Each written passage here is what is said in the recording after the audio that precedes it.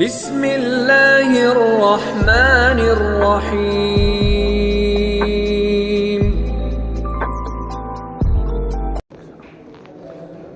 الحمد للہ نحمده ونستعینه ونستغفره ونؤمن به ونتوکل علیہ ونعوذ باللہ من شرور انفسنا ومن سیئات اعمالنا من يهده الله فلا مضل له ومن يضلله فلا هادي له ونشهد ان لا اله الا الله وحده لا شريك له ونشهد ان سيدنا وسندنا واولانا ومولانا محمدا عبده ورسوله صلی اللہ علیہ وعلى آلہ واصحابہ وسلم تسلیما کثیرا کثیرا۔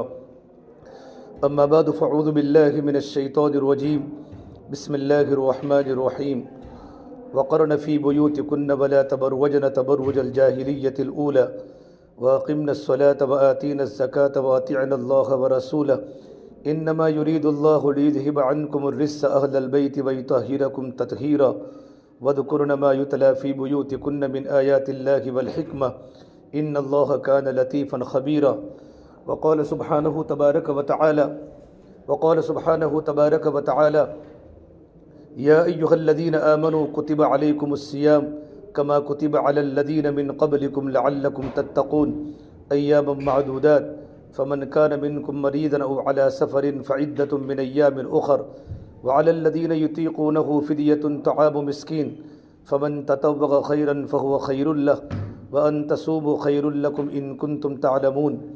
وقال النبي صلى الله تبارك وتعالى عليه وسلم إذا صلت امرأة خمسها وصامت شهرها وأطاعت بعلها وحسنت فرجها دخلت من أي أبواب الجنة شاءت۔ وقال النبي صلى الله تبارك وتعالى عليه وسلم شعبان شہری ورمضان شہر اللہ او کما قال النبی صلی اللہ تبارک و تعالی علیہ وسلم۔ میرے محترم بھائیوں، میری محترم دینی ماں بہنوں، اللہ تعالیٰ کا بہت بڑا احسان و کرم ہے کہ پروردگار عالم نے ہم تمام کو دین کی نسبت پر یہاں جمع فرمایا۔ دین کی نسبت پر جمع ہونا یہ اللہ تبارک و تعالیٰ کو بہت محبوب ہیں۔ اللہ تبارک و تعالیٰ بڑے راضی ہو جاتے ہیں، اللہ تعالیٰ خوش ہو جاتے ہیں۔ اللہ تعالیٰ فرماتے ہیں وجبت محبتی للمتجالسین فیہ، کہ میری محبت ان مردوں پر واجب ہو گئی، ان خواتین پر واجب ہو گئی جن کا آپس میں بیٹھنا صرف میری رضا کے لیے ہوتا ہے۔ اللہ تبارک و تعالیٰ راضی ہو جائے، ہمارا بیٹھنا اللہ تبارک و تعالیٰ کی رضا کے لیے ہو، ہمارا سننا اللہ تبارک و تعالیٰ کی رضا کے لیے ہو، ہمارا سنانا بھی اللہ تبارک و تعالیٰ کی رضا کے لیے ہو، کہ پروردگار عالم ہم سے راضی ہو جائے۔ میری بہنوں، ہماری منزل اللہ تبارک و تعالیٰ ہے۔ اللہ تبارک و تعالیٰ کو پانا ہماری بنیاد ہے، ہماری منزل ہے۔ اللہ ملا تو سب کچھ ملا، اللہ نہ ملا تو کچھ بھی نہ ملا۔ اللہ تبارک و تعالیٰ کو پانے کے لیے اللہ تبارک و تعالیٰ کی عبادات ہے۔ کلمہ لا الہ الا اللہ محمد رسول اللہ صلی اللہ تبارک و تعالیٰ علیہ وسلم، یہ کلمہ کلمہ اسلام ہے، یہ کلمہ کلمہ ایمان ہے۔ لا الہ الا اللہ ہمارے دل میں اتر جائے، محمد رسول اللہ ہماری زندگی میں اتر جائے۔ جب کلمہ دل میں داخل ہو جاتا ہے تو ہماری زندگیاں اللہ تبارک و تعالیٰ کے حکموں کے سامنے سیرنڈر ہو جاتی ہے۔ اور اللہ تبارک و تعالیٰ فرماتے ہیں کسی مومن مرد کے لیے مناسب نہیں اور کسی مومن عورت کے لیے مناسب نہیں، وما كان لمؤمن ولا مؤمنة اذا قضى الله ورسوله امرا ان يكون لهم الخيرة من امرهم، کہ جب ان کے سامنے اللہ تبارک و تعالیٰ کے احکام آوے اور ان کے سامنے آپ صلی اللہ تبارک و تعالیٰ علیہ وسلم کے طریقے آوے، اللہ کے نبی کی سنتیں آوے، تو اللہ تبارک و تعالیٰ کی باتوں کو چھوڑ دے اور اللہ کے نبی کے طریقے کو چھوڑ دے، یہ مناسب نہیں ہے۔ اور جو بھی عورت اللہ تبارک و تعالیٰ کے حکم کو آگے پیچھے کرے گی اور آپ صلی اللہ تبارک و تعالیٰ علیہ وسلم کی سنتوں کے سامنے اپنے رسم و رواج کو غالب کرے گی، تو اللہ فرماتے ہیں وَمَن يَعْصِ اللَّهَ وَرَسُولَهُ فَقَدْ ضَلَّ ضَلَالًا مُبِينًا، کہ جو بھی اللہ تبارک و تعالیٰ کی نافرمانی کرے گی اور اللہ کے رسول کی نافرمانی کرے گی وہ سری گمراہی میں ہے، اس کی زندگی گمراہیوں کی طرف چلی گئی۔ اس سے میرے بہنوں، لا الہ الا اللہ محمد رسول اللہ صلی اللہ تبارک و تعالیٰ علیہ وسلم ہمارے دل کے اندر داخل ہو جائے، یہ کلمہ ہماری حقیقت، ہمارے دل میں کلمے کی حقیقت آ جائے۔ لا الہ الا اللہ یہ دل کی چیز ہے، محمد الرسول اللہ یہ باہر کی چیز ہے۔ لا الہ الا اللہ یہ ظاہر ہو نہیں سکتا، محمد الرسول اللہ یہ چھپ نہیں سکتا۔ جب لا الہ الا اللہ جب دل میں اترتا ہے تو محمد الرسول اللہ ہماری زندگی میں ظاہر ہوتا ہے، ہماری عبادات بتائے گی، اس کی زندگی محمد صلی اللہ تبارک و تعالیٰ علیہ وسلم کے طریقے کے مطابق ہے، ہماری معاشرت، ہمارا رہن سہن بتائے گا کہ ہم نے نمونہ اللہ کے نبی کی بیٹیوں کو بنایا ہے اور اللہ کے نبی کی بیویوں کو بنایا ہے اور صحابیات کو نمونہ بنایا ہے۔ ہمارے معاملات بتائیں گے، ہمارے لین دین بتائیں گے کہ ہماری زندگی آپ صلی اللہ تبارک و تعالیٰ علیہ وسلم کے طریقوں کے مطابق ہے، اور ہمارا کلچر، ہمارے اخلاق بتائیں گے کہ ہماری زندگی سنتوں کے مطابق ہے۔ تو لا الہ الا اللہ کو دل میں اتارنا ہے۔ کلمے کا مقصد کیا ہے کہ زندگی کے اندر تبدیلی پیدا ہو جائے۔ ایک مرتبہ اللہ کے نبی صلی اللہ تبارک و تعالیٰ علیہ وسلم نے آیت کریمہ پڑھی، فَمَن يُرِدِ اللَّهُ أَن يَهْدِيَهُ يَشْرَحْ صَدْرَهُ لِلْإِسْلَامِ، کہ اللہ تبارک و تعالیٰ جب کسی کو ہدایت دینے کا ارادہ فرماتا ہے تو پروردگار عالم اس کے سینے کو اسلام کے لیے کھول دیتا ہے، اس کا سینہ ایمان کے لیے کھول دیتا ہے۔ تو صحابہ نے پوچھا، یا رسول اللہ صلی اللہ تبارک و تعالیٰ علیہ وسلم، ایمان کا نور دل میں داخل ہونے کی علامت کیا ہے؟ کہ ہمارے دلوں میں کلمے کی حقیقت داخل ہو چکی ہے، ہمارے دل میں ایمان کا نور داخل ہو چکا ہے۔ تو فرمایا اللہ کے نبی صلی اللہ تبارک و تعالیٰ علیہ وسلم نے، جب لا الہ الا اللہ جب دل میں اتر جاتا ہے اور ایمان کا نور جب دل میں اتر جاتا ہے تو تین باتیں زندگی میں ظاہر ہوتی ہیں، زندگی میں تین صفات پیدا ہوتے ہیں۔ نمبر ایک، دنیا سے بے رغبتی پیدا ہو جاتی ہے۔ نمبر دو، آخرت کا فکر پیدا ہو جاتا ہے۔ اور نمبر تین، موت سے پہلے موت کی تیاری کرنا شروع ہو جاتی ہے۔ التجاف عن دار الغرور والانابۃ الی دار الخلود، اور موت سے پہلے موت کی تیاری زندگی کا مقصد بن جاتا ہے۔ یہ تین باتیں زندگی میں پیدا ہو رہی ہیں کہ دنیا کی محبت دلوں سے نکل رہی ہے، آخرت کا فکر دلوں کے اندر آ رہا ہے، اور موت سے پہلے موت کی تیاری کرنے کا شوق پیدا ہو رہا ہے۔ تو یقین مانو ایمان کا نور دل میں داخل ہو چکا ہے اور لا الہ الا اللہ ہمارے دل میں داخل ہو چکا ہے۔ میری بہنوں، پہلے ایمان بنتا ہے، ایمان بنے گا تو اعمال بنیں گے، اور اعمال بنیں گے تو اخلاق بنیں گے، اور اخلاق بنیں گے تو معاشرہ پاکیزہ بنے گا۔ سب سے بڑی بنیادی چیز ہے وہ ایمان ہے۔ ہمارے دل میں اللہ کی محبت پیدا ہو جائے، ہمارے دل میں اللہ کا یقین پیدا ہو جائے، ہمارے دل میں اللہ تعالیٰ کا تعلق پیدا ہو جائے۔ آج ہر ایک کو ہر ایک سے تعلق ہے، بیوی کا تعلق شوہر سے ہے، بہن کا تعلق بہن سے ہے، پڑوسن کا تعلق پڑوسن سے ہے، سہیلی کا تعلق سہیلی سے ہے، رشتہ داروں سے ہمارے تعلقات ہے۔ یہ بہت بڑی خوبی کی چیز ہے، ہمارا تعلق اپنے شوہر سے ہے، اپنے ماں باپ سے ہے، اپنی بہن سے ہے، رشتہ داروں سے ہے۔ لیکن سب سے پہلے جو تعلق کی ضرورت ہے وہ اللہ کے تعلق کی ضرورت ہے، اللہ کے رسول کے تعلق کی ضرورت ہے، اور دین کی محنت کا تعلق کی ضرورت ہے۔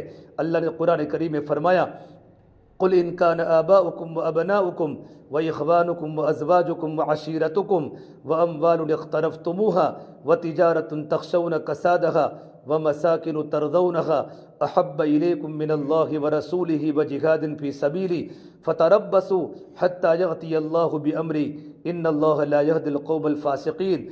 اللہ تعالیٰ فرماتے ہیں، اگر تمہارے دلوں میں تمہاری اولاد کی محبت ہے، تمہارے آبا و اجداد کی محبت ہے، تمہارے بھائیوں کی محبت ہے، وعشیرتہم تمہارے خاندان کی محبت ہے، رشتہ داروں کی محبت ہے، واموال، اور آگے اللہ نے فرمایا وہ مال جو تم نے تمہاری بینکوں میں جمع کیا ہے، تمہارے پاس سونا و چاندی کے زیورات کی محبت ہے، تمہیں ہاتھوں کے کنگن کی محبت ہے، پیروں کے پازے کی محبت ہے، کانوں کے بالیوں کی محبت ہے، وتجارۃ تخشون کسادہا، اور وہ تجارت اور وہ بیاپار جن کے نقصان کا آپ کو ہمیشہ خطرہ ہوتا ہے۔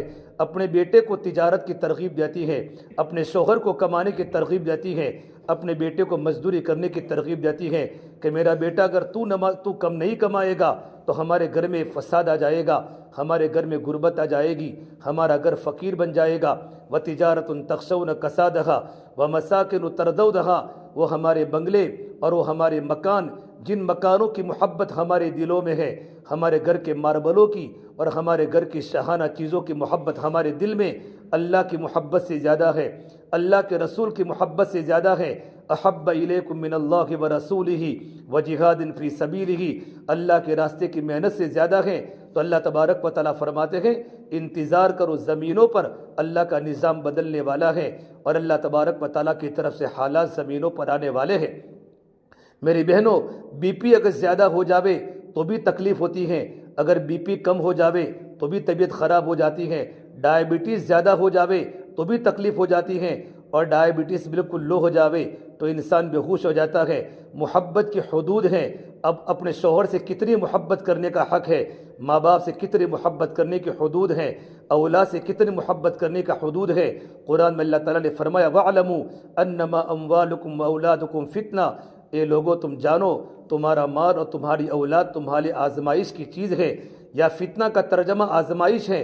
تمہارا مال تمہارے امتحان ہے، تمہاری اولاد تمہارے امتحان ہے، کہ تمہارے دل میں اللہ کی محبت زیادہ ہے یا تمہارے دل میں اولاد کی محبت زیادہ ہے۔ اولاد کے چونچلوں کو پورا کرنے کے لیے اور اولاد کے خواہش کو پورا کرنے کے لیے گھر میں اللہ کے حکم ٹوٹے تو ٹوٹے، اللہ کے نبی کا طریقہ چھوٹے تو چھوٹے، بس میری بیٹی کا کام ہو جائے، میرے بیٹوں کے کام ہو جائے۔ اور میری بہنوں، ایک صحابی نے پوچھا اللہ کے نبی صلی اللہ تبارک و تعالیٰ علیہ وسلم قیامت کب آئے گی؟ میرے نبی نے فرمایا جب گھر کی نوجوان لڑکیاں گھر کی ماں کو نوکرانی سمجھے، جس طرح نوکرانی کے ساتھ جو تعلق ہوتا ہے، جو برتاؤ ہوتا ہے، جو سلوک ہوتا ہے، گھر کی جوان لڑکی اپنی خواہشات کو پوری کرنے کے لیے اور اپنے چونچلوں کو پورا کرنے کے لیے نئے نئے ڈیزائن کے کپڑوں کو لانے کے لیے اپنی ماں کو نوکرانی کا دھکا دے اور اپنی ماں سے بدتمیزی کرے، میرے نبی نے فرمایا قیامت کا انتظار کرو۔ تو میری بہنوں، سب سے پہلے اللہ کی محبت کو دل میں اتارنا ہے۔ آج ہر گھر بجلی کے قمقموں سے روشن ہے، پر دل کالی رات سے زیادہ تاریک ہے۔ مصنوعی کہے گونجتے ہیں، پر دل خون کے آنسو روتا ہے۔ چہرے ان کے چمکتے ہیں، پر دل کے اندر ویرانی ہے۔ لباس ہمارے زرق برق ہے، پر دل کے اندر خاک آلود ہے۔ اوپر تو رنگوں کی بہار ہے، اندر تو ویرانوں کے راج ہیں۔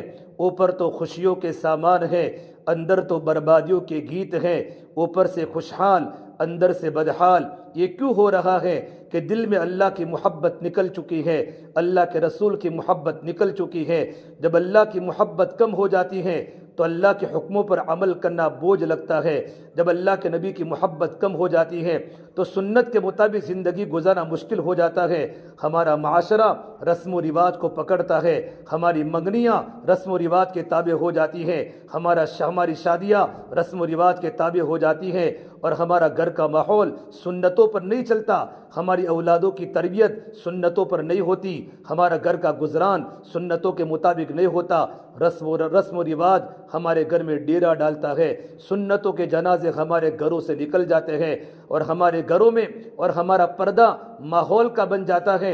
اگر کوئی مولوی صاحب آتے ہیں تو ہم اپنے سر سے دوپٹے کو نہیں اتارتے، برقعے کے اندر اپنے چہرے کو چھپا لیتے ہیں۔ لیکن میری بہنوں، ہمارے محلے میں کوئی سبزی بیچنے آیا، کوئی کپڑا بیچنے آیا، کوئی پھیری آیا، حالانکہ وہ تو غیر محرم ہے، اس سے پردہ کرنا شریعت نے فرض قرار دیا ہے، لیکن ہمارا پردہ وہی نہیں ہوتا۔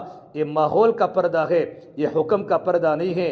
یہ ماحول کا دین ہے، یہ حکم کا دین نہیں ہے، اور ہمیں تو اللہ کے حکم کو پورا کرنا ہے، اللہ کے نبی کے طریقے کو پورا کرنا ہے۔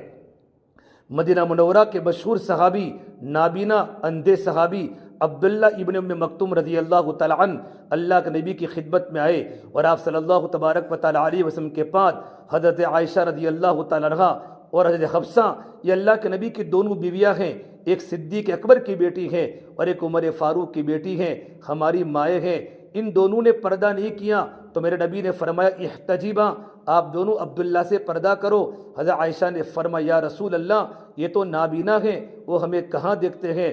تو میرے نبی نے فرمایا وہ نابینا ہے، تم تو نابینا نہیں ہو، تم تو ان کو دیکھتی ہو، تمہاری آنکھیں ان کے چہرے کو دیکھتی ہیں، تمہاری آنکھیں ان کی آنکھ کو دیکھتی ہیں، تمہاری آنکھیں ان کی شکل کو دیکھتی ہیں۔ پردہ تم کو کرنا ہے، شریعت پردہ تم پر فرض قرار دیا ہے۔ ہماری زندگی میں اللہ کا حکم پیدا ہو جائے، لا الہ الا اللہ جب دل میں اتر جاتا ہے تو اللہ کے احکام ہماری زندگی میں آ جاتے ہیں، نمازوں کی پابندی زندگی میں آ جاتی ہے، پھر تھکنے کا سہارا نہیں ہوتا۔ آج ہماری مومن برادری کی عورتیں اکثر ہماری ظہر کی نماز، چاہے سردی کا موسم ہی کیوں نہ ہو، کبھی کبھی 3:30 بجے نماز ہوتی ہے، اٹھنے کے بعد پہلے چائے ہوتی ہے اور چائے کے بعد نماز ہوتی ہے، حالانکہ سردی کے موسم میں نماز کا وقت چلا جاتا ہے۔ عورتوں کی ذمہ داری ہے کہ نمازوں کو اول وقت میں پڑھے، یہاں تک علماء نے لکھا ہے نمازوں کے اوقات اپنے گھروں میں ہو، اپنے گھروں میں نمازوں کی تقویم ہو۔ اذان عورتوں کے لیے نہیں ہے، اذان تو مردوں کے لیے ہے کہ کہ مردوں کو اذان کے ذریعے مسجدوں میں بلایا جاتا ہے، لیکن آپ جیسے کہ نماز کا وقت شروع ہو جائے آپ کو اول وقت میں نماز پڑھنے کا اہتمام کرنا چاہیے تاکہ اللہ کا حکم اطمینان سے پورا ہو۔ آدھا گھنٹے کی ہماری نمازیں ہو، پونا گھنٹے کی ہماری نمازیں ہو، اور ہمارے مرد مسجدوں میں نمازیں پڑھے۔ جب تک میں اور آپ ماحول کے دین سے نکل کر حکم والے دین پر نہیں آئیں گے تب تک ہماری زندگیاں نہیں بنے گی۔ جنگل میں ہو تب بھی خدا کے حکم کو پورا کرنا ہے، اور اپنے مکان پر ہو تب بھی خدا کے حکم کو پورا کرنا ہے۔ شادی بیٹے کی ہے یا رشتہ داروں کی شادی ہے، وہاں اللہ کا حکم پردے کا ہے، وہاں بھی پردہ کرنا ہے۔ گھر میں کسی کی میت ہو جاوے تب بھی پردہ کرنا ہے۔ ام خلاد رضی اللہ تعالیٰ عنہا اللہ کے نبی کی صحابیہ ہیں، ان کا بالکل 22 سال کا نوجوان لڑکا اللہ کے راستے میں فوت ہو گیا۔ وہ اللہ کے نبی کی خدمت میں پردے میں لپٹ کر آئی اور کہا یا رسول اللہ میرا بیٹا کہاں ہے؟ میرے نبی صلی اللہ تبارک و تعالیٰ علیہ وسلم نے فرمایا ام خلاد تمہارا بیٹا تو فوت ہو گیا ہے۔ ایک صحابی نے دیکھا ام خلاد بالکل پردے میں لپٹی ہوئی ہے، صرف ایک آنکھ کھلی ہے، باقی پورا جسم کپڑے سے لپٹا ہوا ہے۔ تو کہا ام خلاد تمہارا ایک ہی بیٹا تھا، تمہارا ایک ہی بیٹا فوت ہوا ہے، تب بھی تم پردے کی حالت میں ہو۔ ام خلاد نے فرمایا میرا بیٹا فوت ہوا ہے، میری شرم تو فوت نہیں ہوئی، میرا بیٹا فوت ہوا ہے، میری حیا تو فوت نہیں ہوئی۔ میں ایسے وقت میں خدا کے حکم کو چھوڑ نہیں سکتی، پردہ مجھ پر فرض ہے۔ ہم پالم پور کی مارکیٹ میں جاتی ہیں، کپڑوں کی شاپنگ کرنے جاتی ہیں، ہم بنداس باتیں کرتی ہیں، نہ ہماری آنکھیں سگی ہوتی ہیں، نہ ہماری زبان کا بولنا سگی ہوتا ہے، نہ ہمارا سر کا دوپٹہ سگی ہوتا ہے، بڑے بازار میں ہمارا چلنا ہوتا ہے۔ علماء نے لکھا ہے ایک ایمان والی عورت جب بازار میں بغیر کپڑے کے چلتی ہیں، بغیر دوپٹے کے اور بغیر پردے کے چلتی ہیں، زمین و آسمان زیر و زبر ہو جاتے ہیں، آسمان ٹوٹنے کو تیار ہو جاتا ہے، زمین پھٹنے کو تیار ہو جاتی ہے۔ میرے آقا صلی اللہ تبارک و تعالیٰ علیہ وسلم جب معراج کا سفر کیا آپ نے ایک عورت کو دیکھا، اس کے بالوں کے ذریعے جہنم میں لٹکایا جا رہا ہے، اور جہنم میں فرشتے اس کو مار رہے ہیں، اور فرشتوں کی مار کی بنیاد پر وہ عورت چیخ رہی ہے ارے میری بہنوں اگر ہمارا کوئی بال کھینچ ڈالے ہمیں کتنی تکلیف ہوتی ہے۔ جس عورت کو جہنم میں بالوں کے ذریعے پورے جسم کو لٹکایا جا رہا ہو اس عورت کو کتنی تکلیف ہوگی۔ میرے آقا صلی اللہ تبارک و تعالیٰ علیہ وسلم کو اپنی امت سے بڑا پیار تھا اور اپنی امت سے بڑی محبت تھی۔ آپ نے پوچھا جبرائیل یہ کون عورت ہے اور اس کو عذاب کیوں ہو رہا ہے؟ جبرائیل نے کہا یا رسول اللہ صلی اللہ تبارک و تعالیٰ علیہ وسلم یہ آپ کی امت کی گنہگار عورت ہے، نماز کی پابند بھی تھی، رمضان کے روزے کی پابند بھی تھی، لیکن بازار میں بغیر پردے کے چلتی تھی، اس کا سر کا دوپٹہ اتر جاتا تھا۔ ارے میری بہنوں چچا کے لڑکے سے بھی پردہ ہے، خالہ کے لڑکے سے بھی پردہ ہے، ماموں کے لڑکے سے بھی پردہ ہے۔ ایک صحابی نے پوچھا یا رسول اللہ، میرے نبی نے پوچھا صحابہ کو فرمایا کوئی انسان کسی کے گھر میں بغیر اجازت کے داخل نہ ہو جاوے؟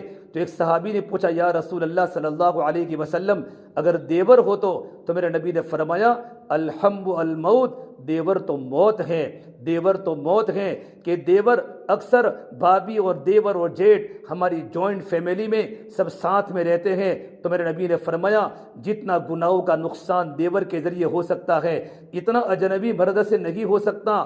بھابھی کا دیور سے بھی پردہ ہے، جیٹھ سے بھی پردہ ہے، چچا کے لڑکے سے بھی پردہ ہے، خالوں کے لڑکے سے بھی پردہ ہے۔ یہ اللہ کا حکم ہے، ہم اللہ کے حکم کو پورا کرے، اللہ کے نبی کے طریقے کو پورا کرے۔ اللہ کے نبی صلی اللہ تبارک و تعالیٰ علیہ وسلم نے اپنی بیٹی کی کیا تربیت کی تھی، حضرت خدیجہ نے کیا تربیت کی تھی۔ حضرت فاطمہ کے انتقال کا وقت قریب ہوا، اپنی خادمہ کو فرمایا 24 سال کی نوجوان لڑکی میرے نبی کی پیاری بیٹی، جنت کی عورتوں کی سردار، 24 سال کی عمر میں اللہ کی پیاری ہو گئی۔ اپنی خادمہ کو فرمایا میں غسل کر رہی ہوں، میرا جوڑا لا دو، اور کپڑے کو پہن کر چارپائی پر لیٹ گئی اور کہا علی آوے تو کہنا میں غسل سے فارغ ہو چکی ہوں، مجھے دوبارہ غسل مت دینا۔ اور نصیحت فرمائی ان تدفن لیلا، مجھے رات کے وقت دفن کرنا، رات کے وقت مجھے دفن کرنا، میرے جنازے کو دن میں مت اٹھانا۔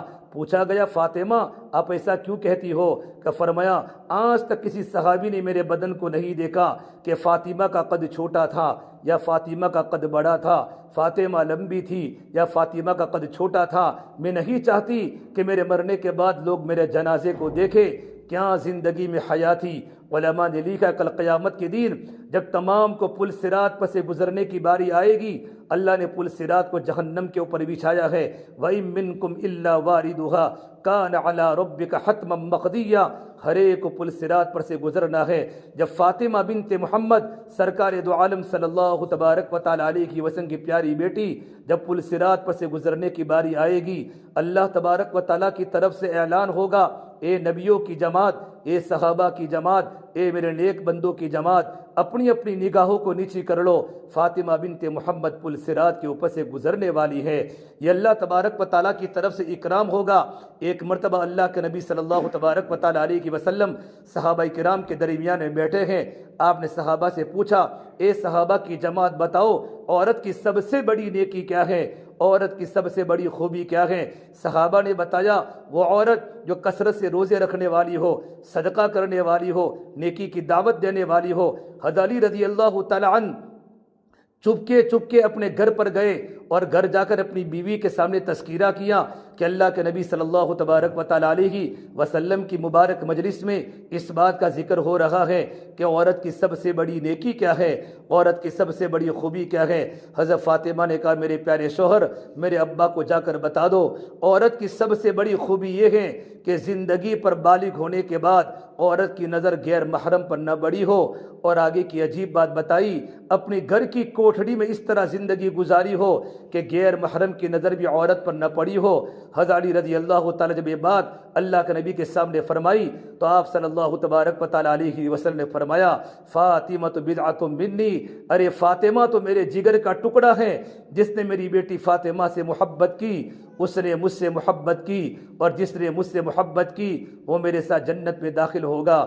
میری بہنوں، یہ شریعت کا حکم پردہ ہے، وقرن فی بیوتکن ولا تبرجن تبرج الجاہلیۃ الاولی۔ قرآن یوں کہتا ہے، جتنا ہو سکے اپنے گھر میں قرار پکڑو، اپنے گھر کے اندر زندگی گزارو، زمانے جاہلیت کی عورتوں کی طرح بن سور کے بازاروں کی زینت مت بنو، بازاروں کے ڈیکوریشن مت بنو، اور اگر آپ کو ضرورت کے لیے گھر سے نکلنا ہے تو پردے کے ساتھ جاؤ، پردے کے ساتھ نکلو۔ فرما اللہ کے نبی صلی اللہ تبارک و تعالی علیہ وسلم نے علامات قیامات بتائی۔ میرے نبی نے فرمایا، میں نے جہنم کی دو قسمیں دیکھی ہیں، صنفان من اہل النار، میں نے جہنم کی دو قسم دیکھی۔ ایک جہنم کی وہ قسم دیکھی کہ ان کے ہاتھوں میں کوڑے ہوں گے اور وہ کوڑے مسلمانوں پر برساتے ہوں گے۔ ملا علی قاری رحمۃ اللہ علیہ نے اس حدیث کی شرح میں لکھا ہے، اس سے پولیس والے ہیں جو مسلمانوں کو بغیر قصور کے ان پر ڈنڈے چلاتے ہیں۔ پھر میرے نبی نے فرمایا، میں نے جہنم کی دوسری قسم دیکھی، رب کاسیات عاریات مائلات ممیلات، کہ بہت ساری کپڑا پہننے والی عورتیں بغیر کپڑے کے دکھے گی اور اس طریقے پر بازاروں میں چلے گی، مائلات غیر محرم نوجوان لڑکوں کو اپنی طرف مائل کرے گی اور خود بھی لوگوں کی طرف مائل ہوگی۔ سرکار مدینہ نے فرمایا، ایسی عورتیں جنت کی خوشبو کو محسوس نہیں کر سکے گی۔ جنت میں داخل ہونا تو بڑے دور کی بات ہے، حالانکہ جنت کی خوشبو 500 سال کی مسافت سے آتی ہے، لیکن یہ عورتیں جنت کی خوشبو سے بھی محروم رہے گی۔ رب کاسیات عاریات، بہت سی کپڑا پہننے والی بغیر کپڑے کے ہوگی۔ ملا علی قاری رحمۃ اللہ علیہ مرقات کی شرح میں لکھا ہے، اس کا یہ ترجمہ ہے، کپڑے تو پہنے گی، اتنے باریک باریک کپڑے پہنے گی۔ آج کل کی شاپنگ مارکیٹوں میں ایسے کپڑے آ رہے ہیں، آستینوں میں صرف جالی ہوتی ہے، کپڑا نہیں ہوتا، اور دیندار عورت اپنی بچیوں کے کپڑے ایسے پہناتی ہیں، جوان لڑکیاں ایسے کپڑے پہن کر بازاروں کی زینت بنتی ہیں۔ اتنے باریک کپڑے پہنے گی، ان کے بدن کا ابھار اور ان کے بدن کا نشیب و فراز باہر دکھائی دے گا۔ ایک یہ ترجمہ کیا۔ نمبر 2، کپڑا تو مکمل پہنے گی لیکن اتنا تنگ کپڑا پہنے گی، اتنا تنگ کپڑا کہ میری بہنوں، تنگ کپڑا ہونے کی وجہ سے بدن کا نشیب و فراد اور بدن کا ابھار باہر دکھائی دے گا۔ اس حالت میں بازاروں میں چلے گی، برقعے تنگ پہنے گی، ان کے بدن کا باطن باہر دکھائی دے گا، نوجوان لڑکوں کو اپنی طرف مائل کرے گی۔ مفتی محمد تقی عثمانی صاحب نے فتح الملہم میں لکھا ہے، مٹک مٹک کے بازاروں میں چلے گی، ان کے چلنے کا نخرہ وہ ہوگا، ان کے چلنے کا وہ انداز وہ ہوگا، اوباش نوجوانوں کو اپنی طرف مائل کرے گی، خود بھی مائل ہوگی۔ ان پر اللہ تبارک و تعالیٰ کی لعنت ہے، آسمان کے فرشتوں کی لعنت ہے، زمین کے فرشتوں کی لعنت ہے۔ ایسی عورتیں جنت کی خوشبو سے بھی محروم رہے گی۔ اس سے میری بہنوں ہم نمونہ اللہ کے نبی کی بیٹیوں کو بناوے، یورپ کی عورتوں کو نمونہ نہ بناؤ۔ یورپ کی عورتیں زندگیوں سے باہر ہو چکی ہیں، اللہ کے نبی کے سنتوں کے جنازے نکال چکی ہیں، وہ مومنہ نہیں ہیں، وہ مسلمان نہیں ہیں، ان کے کپڑے آدھے ہو چکے ہیں۔ اتنا بڑا سورج بھی مغرب میں جا کے ڈوب جاتا ہے اور دنیا کے انسانوں کو اعلان کر کے کہتا ہے، یہ دنیا کی عورتوں، اگر تم نے یورپ کی عورتوں کو نمونہ بنایا تو تمہارا بھی ڈوبنا مقدر ہے، تمہارا بھی ڈوبنا مقدر ہے۔ ہم نمونہ حضرت عائشہ کو بناوے، حضرت حفصہ کو بناوے، ام سلمہ کو بناوے، حضرت فاطمہ کو بناوے، صحابیات کو بناوے۔ آپ صلی اللہ تبارک و تعالیٰ علیہ وسلم گھر میں بیٹھے ہوئے ہیں، حضرت جبرائیل امین قرآن کریم کی وحی کو لے کر اللہ کے نبی کے پاس آئے۔ جبرائیل امین آپ صلی اللہ تبارک و تعالیٰ علیہ وسلم کے پاس 23 سال کے عرصے میں 24,000 مرتبہ قرآن کریم کی وحی کو لے کر آئے ہیں۔ جب میرے نبی گھر پر ہوتے، اپنی بیوی کے پاس ہوتے تھے، تبھی قرآن کریم کی وحی اترتی تھی۔ حضرت جبرائیل جب بھی اللہ کے نبی کے پاس آتے تھے، جب ان کی واپسی ہوتی تھی، اجازت لے کر واپس جاتے تھے۔ ایک مرتبہ آپ صلی اللہ تبارک و تعالیٰ علیہ وسلم کے پاس قرآن کریم کی وحی کو لے کر آئے، لیکن بغیر کہے جبرائیل آسمانوں پر چلے گئے۔ اللہ کے نبی صلی اللہ تبارک و تعالیٰ علیہ وسلم بہت سوچنے لگے، جبرائیل میرے پاس بغیر پوچھے کیوں چلے گئے؟ جب دوبارہ قرآن کریم کی وحی کو لے کر جبرائیل کی آمد ہوئی تو اللہ کے نبی نے پوچھا کہ جبرائیل تم پہلی مرتبہ جب میرے پاس آئے تھے اجازت کے بغیر کیوں چلے گئے تھے؟ تو جبرائیل نے کہا یا رسول اللہ صلی اللہ علیہ وسلم، میں آپ کے گھر میں بیٹھا ہوا تھا اور آپ کی بیوی حضرت خدیجہ کا سر کا دوپٹہ تھوڑا سا لڑک گیا تھا، ان کے سر کے بال دکھنے لگے۔ جب عورت کے سر کے بال دکھ جاتے ہیں وہ فرشتہ نہیں ہوتا، وہ شیطان گھر میں داخل ہو جاتا ہے، وہ شیطان دل میں فتنے ڈالتا ہے، گھر میں فساد مچاتے ہیں، وہ فرشتہ داخل نہیں ہوتا۔ میرے نبی کی بیوی ہیں خدیجہ ہیں، اللہ کا سلام خدیجہ پر آیا ہوا ہے، اتنی بڑی مبارک خاتون کہ سرکار مدینہ صلی اللہ تبارک و تعالیٰ علیہ وسلم حضرت خدیجہ کی دنیا سے جانے کے بعد حضرت عائشہ کے سامنے بار بار یاد فرماتے، میری خدیجہ تو ایسی تھی، میری خدیجہ تو ایسی تھی، میری خدیجہ تو ایسی تھی۔ دین کے کام میں سب سے زیادہ مدد کرنے والی، تعاون کرنے والی میرے نبی کی چاروں بیٹیاں خدیجہ سے ہوئی، بیٹے خدیجہ سے ہوئے۔ اتنی مبارک خاتون جن پر سلام اللہ کی طرف سے آیا ہو، ان کے سر کے کچھ بال دکھنے کی بنیاد پر فرشتہ گھر کو چھوڑ دیتا ہے۔ ہم گھر میں زندگی کیسے گزار رہی ہے؟ میری بہنوں ہم سب کو پتہ ہے، اچھے اچھے دیندار گھرانوں کی عورتیں بھی اپنی زندگی کو کھو چکی ہیں، سر سے دوپٹے اتر گئے ہیں۔ اللہ کے واسطے ہم ماحول کے دین پر نہ چلے، شریعت کے دین پر چلے۔ خوشی کا موقع ہو، غمی کا موقع ہو، عام کامن زندگی گزر رہی ہو، ہم پردے کی حالت میں زندگی گزارے کہ میں اللہ کے حکم کو پورا کر رہی ہوں۔ میرے بہنوں جب ایمان بن جاتا ہے، عمل بن جاتے ہیں، سب سے بڑی بنیادی چیز اندر کا یقین ہے اور اندر کا تقوی ہے۔ اللہ تبارک و تعالیٰ کا ڈر دل میں پیدا ہو جائے، اللہ تعالیٰ کی محبت دل میں پیدا ہو جائے، ایمان بنتا ہے تو اعمال بنتے ہیں۔ جب زندگی میں اللہ کے حکموں کی عظمت آئے گی، اللہ کے نبی کے طریقوں کی عظمت آئے گی، پھر نماز کے پڑھنے کا مزہ آئے گا، رمضان کے روزے رکھنے کا مزہ آئے گا، نفل روزے رکھنے کا مزہ آئے گا، زکوٰۃ اگر فرض ہوگی، سونا چاندی کے زیورات ہوگی، عورتیں حساب کر کے اپنے مالوں کی زکوٰۃ کو نکالے گی، صدقہ خیرات کرے گی، کہ سب سے بڑی بنیادی چیز اندر کا یقین ہے، اللہ تبارک و تعالیٰ کی ذات کا یقین اور اللہ تبارک و تعالیٰ کا ڈر۔ جب اللہ کا ایمان، اللہ تبارک و تعالیٰ پر ایمان زندگی میں بن جاتا ہے، کلمہ صحیح ہو جاتا ہے، اور جب کلمہ دل کی گہرائیوں کے اندر اتر جاتا ہے، ہماری زندگی عمل والی بنتی ہے۔ کتنی دنیا میں آج بھی مستورات ہیں جو مکمل عشاء کی 17 رکعتیں پڑھتی ہیں، مغرب کی مکمل نماز پڑھتی ہیں، عصر کی مکمل نماز پڑھتی ہیں، 5 فرض نمازوں کے علاوہ تہجد کی پابند ہے، اشراق کی پابند ہے، تاش تک کی پابند ہے، اوابین کی پابند ہے، نفلیں پڑھتی ہے، لمبی لمبی نفلیں پڑھتی ہیں۔ اللہ کا قرب تو نوافل کے ذریعے ملتا ہے۔ ہم خواتین کی زندگی کو پڑھے، پہلے زمانے کی دیندار عورتیں بھی اور آج بھی کتنی عرب ممالک میں اور ہمارے سماج کی دیندار عورتیں ہیں جن کا رونا اللہ تعالیٰ کے سامنے ہوتا ہے، راتوں کو تہجد پڑھتی ہے، سرا و تسبیح کی نمازیں پڑھتی ہے۔ میری بہنوں، اگر ہماری زندگی میں نماز ہوگی، ہماری زندگی کا اثر ہماری اولاد پر پڑے گا۔ آپ نے گھر میں دیکھا ہوگا جب ماں نماز پڑھتی ہے، ہمارا چھوٹا بیٹا چھوٹا مصلی لے کر آ جاتا ہے، جب ماں رکوع کرتی ہے تو بیٹا رکوع کرتا ہے، ماں سجدہ کرتی ہے تو بیٹا سجدہ کرتا ہے، کہ اولاد ماں باپ سے دین بھی سیکھتی ہیں، اولاد ماں باپ سے دنیا بھی سیکھتی ہے۔ اس سے میری بہنوں، ہم نمازوں کی پابندی کریں۔ اللہ کا سب سے بڑا حکم نماز ہے۔ نمبر 2 رمضان کا روزہ ہے۔ رمضان کی بالکل آمد ہے، رمضان کی آمد ہے۔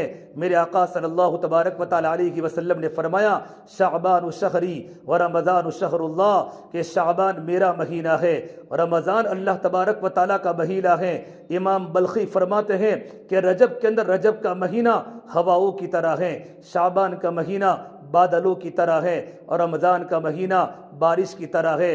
جب بارش آتی ہے تو پہلے آسمانوں کے نیچے بادلوں کے آگے ہوائیں چلتی ہیں، پھر بادل آتے ہیں، پھر بادلوں سے بارش برستی ہے، بارش گندگی کو صاف کر لیتی ہیں، زمینیں گلے گلزار بن جاتی ہیں، زمینیں فصل اگانا شروع کر لیتی ہیں، اپنے خزانے زمینیں نکالتی ہیں۔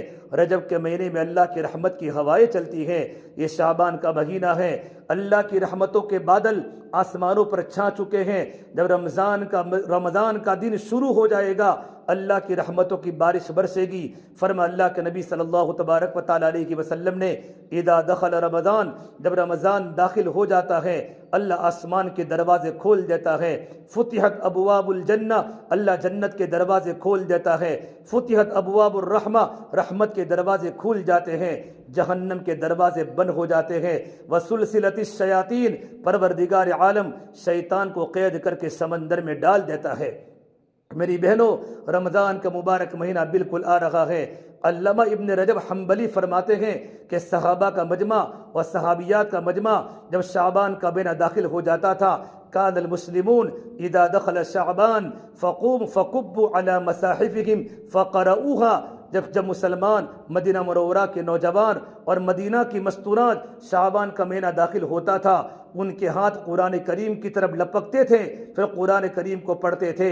رمضان کے آنے کے پہلے شعبان سے ہی قرآن کریم کی تلاوت شروع ہو جاتی تھی، نمازوں میں زیادتی شروع ہو جاتی تھی، اور آگے لکھا ہے اپنے مالوں کی زکوٰۃ شعبان میں نکالتے تھے تاکہ غریبوں کی سحری اچھی ہو جائے اور غریبوں کی افطاری اچھی ہو جائے۔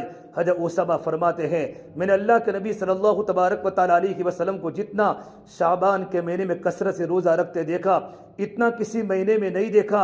ام سلمہ فرماتی ہیں، کبھی کبھی آپ شعبان اور رمضان دونوں مہینے کے روزے رکھتے تھے کہ شعبان کے روزے کو رمضان کے روزوں سے ملاتے تھے۔ تو صحابہ نے پوچھا، یا رسول اللہ، آپ شعبان میں کثرت سے روزے رکھتے ہیں، اتنے کسی مہینے میں نہیں رکھتے؟ فرما اللہ کے نبی صلی اللہ تبارک و تعالی علیہ وسلم نے، یہ شعبان کا مہینہ بڑا مبارک مہینہ ہے جو رجب اور رمضان کے درمیان ہے۔ اس مہینے میں پروردگار عالم کے پاس بندوں کے اعمال پہنچتے ہیں۔ فأحب ان يرفع عملی وانا صائم، میں چاہتا ہوں جس وقت میرا عمل اللہ کی بارگاہ میں پہنچے تو میں روزے کی حالت میں رہوں۔ میری بہنوں، اب شعبان کے آخری دن باقی ہیں، رمضان کی آمد ہے۔ ایک مرتبہ آپ صلی اللہ تبارک و تعالی علیہ وسلم شعبان کے آخری دنوں میں صحابہ کا مجمع بیٹھا ہوا تھا، اور آپ نے صحابہ کے مجمع کے سامنے فرمایا، اے میرے صحابہ، فہل انتم مستقبلون ماذا یستقبلکم، دیکھو کوئی آ رہا ہے اور تم کس طرف جا رہے ہو؟ صحابہ نے دائیں طرف دیکھا تو کوئی نہیں، بائیں طرف دیکھا تو کوئی نہیں۔ پھر اللہ کے نبی نے کہا، اے میرے صحابہ، انتم مستقبلون هل المستقبلکم، دیکھو کوئی آ رہا ہے اور تم کہاں جا رہے ہو؟ صحابہ نے پیچھے دیکھا تو کوئی نہیں، ادھر دیکھا تو کوئی نہیں۔ پھر اللہ کے نبی صلی اللہ تبارک و تعالی علیہ وسلم نے تیسری مرتبہ کہا، هل یستقبلکم هل انتم مستقبلون، اے میرے صحابہ کی جماعت، دیکھو کوئی آ رہا ہے۔ حضرت عمر فاروق کھڑے ہوئے، یا رسول اللہ، کیا وحی اتری؟ آپ نے فرمایا نہیں۔ حضرت عمر نے دوبارہ پوچھا، احضر عدوبن، کیا کوئی دشمن آپ کے پیچھے آیا ہو ہمیں نہ دکھتا ہو؟ آپ نے فرمایا نہیں۔ تو صحابہ نے پھر پوچھا یا رسول اللہ کون آ رہا ہے؟ تو میرے نبی نے فرمایا رمضان آ رہا ہے، رمضان آ رہا ہے۔ اللہ کے نبی صلی اللہ تبارک و تعالیٰ علیہ وسلم نے رمضان کا استقبال شاندار طریقے سے فرمایا۔ قرآن کریم اللہ نے فرمایا یا ایھا الذین آمنوا کتب علیکم الصیام کما کتب علی الذین من قبلکم لعلکم تتقون۔ اے ایمان والے مردوں، اے ایمان والی عورتوں، تم پر رمضان کے روزے فرض کیے گئے جیسے تم سے پہلی امتوں پر فرض کر دیے گئے۔ اور رمضان کے روزے کا مقصد کیا ہے؟ تمہاری زندگی میں تقوی آ جائے، تمہاری زندگی میں اللہ کا ڈر پیدا ہو جائے، حلال کو پہچاننے والی بنو، حرام کو پہچاننے والی بنو، تمہاری زبانوں پر سچ آ جاوے، تمہاری زبانوں پر جھوٹ نکل جاوے، تمہاری زبان غیبت سے پاک ہو جائے۔ اللہ کے نبی صلی اللہ تبارک و تعالیٰ علیہ وسلم نے رمضان کے روزے کی ترغیب دی۔ آپ نے فرمایا رمضان کا مہینہ آ رہا ہے، بڑی برکت والا مہینہ ہے، اللہ اپنی رحمتوں کو اتارتا ہے۔ رب العالمین جب رمضان کا چاند ہوتا ہے اللہ پہلے آسمان پر آ جاتا ہے، اور رمضان کے مکمل ہونے تک رب العالمین سمائے دنیا پر ہوتا ہے، اور اللہ تبارک و تعالیٰ کی طرف سے اعلان ہوتا ہے حل من مستغفرین، ہے کوئی گناہوں سے مغفرت چاہنے والی عورت، حل من مسترزق فارزقہ، ہے کوئی رزق کو طلب کرنے والی میں اس کو روزی دوں، میں اس کی روزی کو فراہم کروں، حل من مبتن فعافیہ، ہے کوئی پریشان دکھڑی عورت جن کے گھر میں تکلیف ہو، پریشانی ہو، فقر و فاقہ ہو، میرے سامنے دعا کرے، میرے سامنے روے، میں اس کی پریشانی کو دور کروں۔ میری بہنوں، اللہ تبارک و تعالیٰ کی طرف سے اللہ جنت کو آراستہ کرتا ہے۔ جنت کتنی بڑی اللہ تبارک و تعالیٰ کی نعمت ہے، جنت میں تمام نعمتیں موجود ہیں۔ اللہ روزے داروں کے استقبال کے لیے اللہ رمضان کو روزانہ سنوارتا ہے۔ رمضان میں جنت کی خوشبو کی دھنی دی جاتی ہے روزے داروں کے استقبال میں۔ اور حضرت شیخ نے اپنی کتاب میں لکھا ہے پروردگار عالم رمضان کی ایک رات میں 10 لاکھ جہنمیوں کو جنت کے اندر بیچتے ہیں، جہنم سے آزاد کرتے ہیں، اللہ کی رحمت موصلہ دار برستی ہے، اللہ عمل کے اجر کو بڑھا دیتے ہیں۔ ایک فرض کا ثواب 70 فرضوں کے برابر، ایک نفل کا ثواب فرض کے برابر۔ میری بہنوں، یہ نیکیوں کا سیزن ہے، اللہ تبارک و تعالی مغفرت کا منظر سجاتے ہیں، لیکن ہماری ذمہ داری ہے رمضان کے روزے کو برابر رکھے۔ اللہ نے رمضان کے روزے کے لیے اللہ نے 2 لفظ استعمال کیے، ایک صوم کا لفظ استعمال کیا، ایک سیام کا لفظ استعمال کیا۔ یا ایھا الذین آمنوا کتب علیکم الصیام، سیام کا ترجمہ ہوتا ہے آنکھوں کا بھی روزہ، زبان کا بھی روزہ، کان کا بھی روزہ، کہ روزہ رکھنے کے بعد ہماری آنکھیں غلط نہ دیکھے، ہماری زبان غلط نہ بولے، ہمارے کان غلط نہ سنے۔ ایک مرتبہ اللہ کے نبی صلی اللہ تبارک و تعالیٰ علیہ وسلم نے عید کے موقع پر آپ نے عورتوں کو فرمایا یا معشر النساء، اے عورتوں کی جماعت، تصدقن، صدقہ خوب دیا کرو، میں نے سب سے زیادہ عورتوں کو جہنم میں جلتے ہوئے دیکھا ہے۔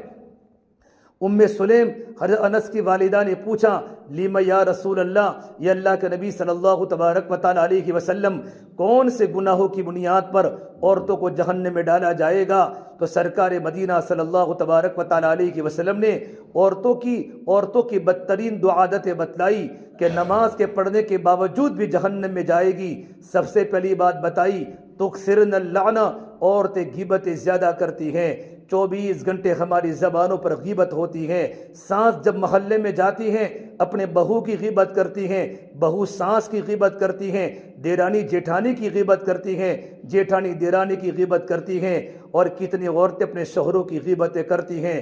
ہمارے گھر ٹوٹ چکے ہیں، ہماری زبان بے قابو ہو چکی ہے۔ سب سے بڑا دنیا کا جھوٹ یہ ہے کہ عورتیں جمع ہو جاوے اور جمع ہونے کے بعد عورتیں باتیں نہ کرے، یہ دنیا کا سب سے بڑا جھوٹ ہے۔ مولانا اشرف علی تھانوی رحمۃ اللہ علیہ نے اپنی کتاب میں لکھا ہے، رمضان کا کورس لکھا ہے کہ رمضان کو روزے کو اللہ کی بارگاہ میں قبول کرانا ہو، رمضان کی عبادت اللہ کی بارگاہ میں قبول کرانا ہو تو رمضان میں 4 باتوں کی پابندی کرے۔ رمضان میں ہمارا بولنا کم ہو جائے، ہمارا تقلیل کلام، ہمارا بولنا کم ہو جاوے، ہمارا سونا کم ہو جاوے، بولنا کم، کھانا پینا کم، ہمارا سونا کم، اور فرمایا لوگوں سے ملنا جلنا کم ہو جاوے، ہمارا ہر وقت ہمارا وقت اللہ کی عبادات میں گزرے، تراویح میں گزرے، اللہ کے ذکر میں ذکرے، قرآن کی تلاوت میں گزرے۔ حضرت شیخ فرماتے ہیں میری جوان لڑکیاں گھر میں چولہا ہوتا تھا، گھر میں کھانا پکاتے پکاتے رمضان کی مبارک مہینے میں 20 پارے دن میں تلاوت کیا کرتی تھی، گھر کے کام کاج خود کرتی تھی، گھر کے کام کاج سے فارغ ہونے کے بعد 20 پارے تلاوت کا معمول تھا۔ حضرت شیخ فرماتے ہیں رمضان میں ہمارے گھر میں لایانی ادھر ادھر کی بات بھی نہیں ہوتی تھی، 24 گھنٹے ہمارے گھر کا نظام ہوتا تھا، سب کا بولنا کم ہو جاتا، کھانا پینا کم ہو جاتا تھا، رمضان میں ہمارا کھانا بھی بڑھ جاتا ہے۔ فرمایا اللہ کے نبی صلی اللہ تبارک و تعالیٰ علیہ وسلم نے اللہ تبارک و تعالیٰ رمضان میں مومن کے رزق کو بڑھا دیتا ہے۔ تو رزق کا مطلب خالی کھانا پینا نہیں ہوتا، رزق کا مطلب تو اللہ تبارک و تعالیٰ کا فضل ہے۔ اللہ بندے کو طاقت دیتا ہے، بندہ سبقت کرتا ہے۔ میرے اللہ نے فرمایا اللہ کے نبی صلی اللہ تبارک و تعالیٰ علیہ وسلم نے رمضان کی مبارک مہینے میں اللہ تعالیٰ بندوں کے تنافس کو دیکھتا ہے، کمپٹیشن کو دیکھتا ہے، کون سی اللہ کی بندی زیادہ ذکر کرتی ہیں، کون سی اللہ کی بندی نماز زیادہ پڑھتی ہیں، کون سی اللہ کی بندی قرآن کی تلاوت زیادہ کرتی ہیں، اپنے گھر میں تعلیم کے حلقے لگاتی ہیں، اپنے گھر میں دعوت کی فضا کو قائم کرتی ہیں۔ سرکار دو عالم صلی اللہ تبارک و تعالیٰ علیہ وسلم کا رمضان میں 4 کام خوب زیادہ کرتے تھے۔ حضرت عائشہ فرماتی ہے میرے آقا صلی اللہ تبارک و تعالیٰ علیہ وسلم رمضان کے مبارک مہینے میں آپ دعوت کا کام خوب کیا کرتے تھے، اللہ کے بندوں کو اللہ کی بڑائی دینا، اللہ کے بندوں کو اللہ کی دین کی دعوت دینا۔ میری بہنوں یہ مبارک مہینہ ہے، غزوہ بدر رمضان میں ہوا، مکہ فتح رمضان میں ہوا۔ ہمارے رمضان کے مبارک مہینے میں ہماری جماعت اللہ کے راستوں میں نکلے، ہمارا گھر کا ہر فرد کم سے کم رمضان میں 3 دن جماعتوں میں جاوے۔ مستورات کی فکر ہے، مستورات کی ذمہ داری ہے۔ عورت اگر گھر میں کوئی بات چاہتی ہے، بچوں کے اچھے اچھے کپڑے لانے ہیں، بیٹی کے سونا و چاندی کے زیورات لانے ہیں، عورت کسی بھی طرح اپنے شوہر کو منا لیتی ہے، یہ عورت کی سب سے بڑی خوبی ہوتی ہے۔ ہم اپنے گھر کا ماحول بناوے، جوان لڑکوں کو سمجھاوے بیٹا اللہ کے راستے میں 3 دن لگاؤ، رمضان میں اجر بڑھ جاتا ہے۔ یہ اجر فرض کا ثواب 70 فرضوں کے برابر، نفل کا ثواب فرض کے برابر، یہ تو مقام پر ہے۔ اللہ کے راستے میں نکلنے کے بعد اللہ اجر کو بڑھا دیتا ہے۔ مسجد کی 4 دیواری میں رہنے کی برکت سے یکسوئی والا ماحول بنتا ہے، فرشتوں والا ماحول بنتا ہے، ہمارا دل قرآن کی تلاوت کی طرف جاتا ہے، راتوں کو رونے کا مزہ آتا ہے۔ میری بہنوں آپ صلی اللہ تبارک و تعالیٰ علیہ وسلم رمضان میں آپ کی دعوت کی محنت بڑھ جاتی تھی۔ ہمارے پورے پالمپور میں اور ہماری جہاں جہاں مستورات آئی ہے اپنے گھر میں جا کر بتا دے آپ کو رمضان میں اللہ کے راستے میں کم سے کم 3 دن جانا ہے، تمہاری سحری اللہ کے راستے میں ہوگی، تمہاری افطاری اللہ کے راستے میں ہوگی۔ نمبر 2 آپ صلی اللہ تبارک و تعالیٰ علیہ وسلم ماہ مبارک کے مہینے میں آپ کی عبادت بڑھ جاتی تھی۔ اذا دخل رمضان حدیث پاک میں ہے آپ صلی اللہ تبارک و تعالیٰ علیہ وسلم جتنا رمضان میں مجاہدہ کرتے تھے اتنے رمضان کے علاوہ مہینوں میں نہیں کرتے تھے۔ کان رسول اللہ صلی اللہ علیہ وسلم یجتہد فی رمضان ما لا یجتہد فی غیرہ، میرے سرکار رمضان کے مبارک مہینے میں عبادات میں، قرآن کی تلاوت میں، اللہ کے سامنے سجدے کرنے میں، رکوع کرنے میں، اللہ کے ذکر کرنے میں جتنا رمضان کے مہینے میں اپنے آپ کو تھکاتے تھے اتنا کسی مہینے میں نہیں تھکاتے تھے۔ اور آگے روایت ہے وَإِذَا دَخَلَ الْعَشْرُ الْأَخِيرُ، جب اخیر عشرہ جب داخل ہو جاتا تھا آپ صلی اللہ تبارک و تعالیٰ علیہ وسلم پوری رات سوتے نہیں تھے اور گھر والوں کو بھی سونے دیتے نہیں تھے۔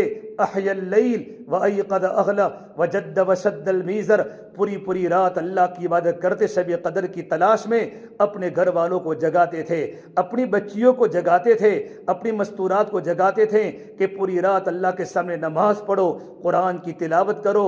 یہ سرکار مدینہ صلی اللہ تبارک و تعالیٰ علیہ وسلم رمضان میں اللہ کی برکتوں کو وصول کرتے تھے، بلکہ رجب کے مہینے سے ہی رمضان کی تیاری شروع ہو جاتی تھی۔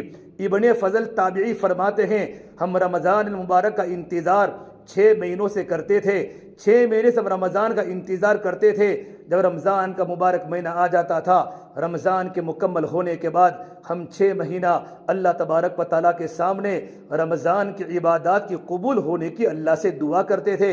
اللہ ہمارے رمضان کے روزے قبول فرما دے، رات کی تراویح قبول فرما دے، قرآن کی تلاوت قبول فرما دے۔ رمضان میں اتنی اللہ کی رحمتیں برستی ہیں، اللہ کی برکتیں برستی ہیں۔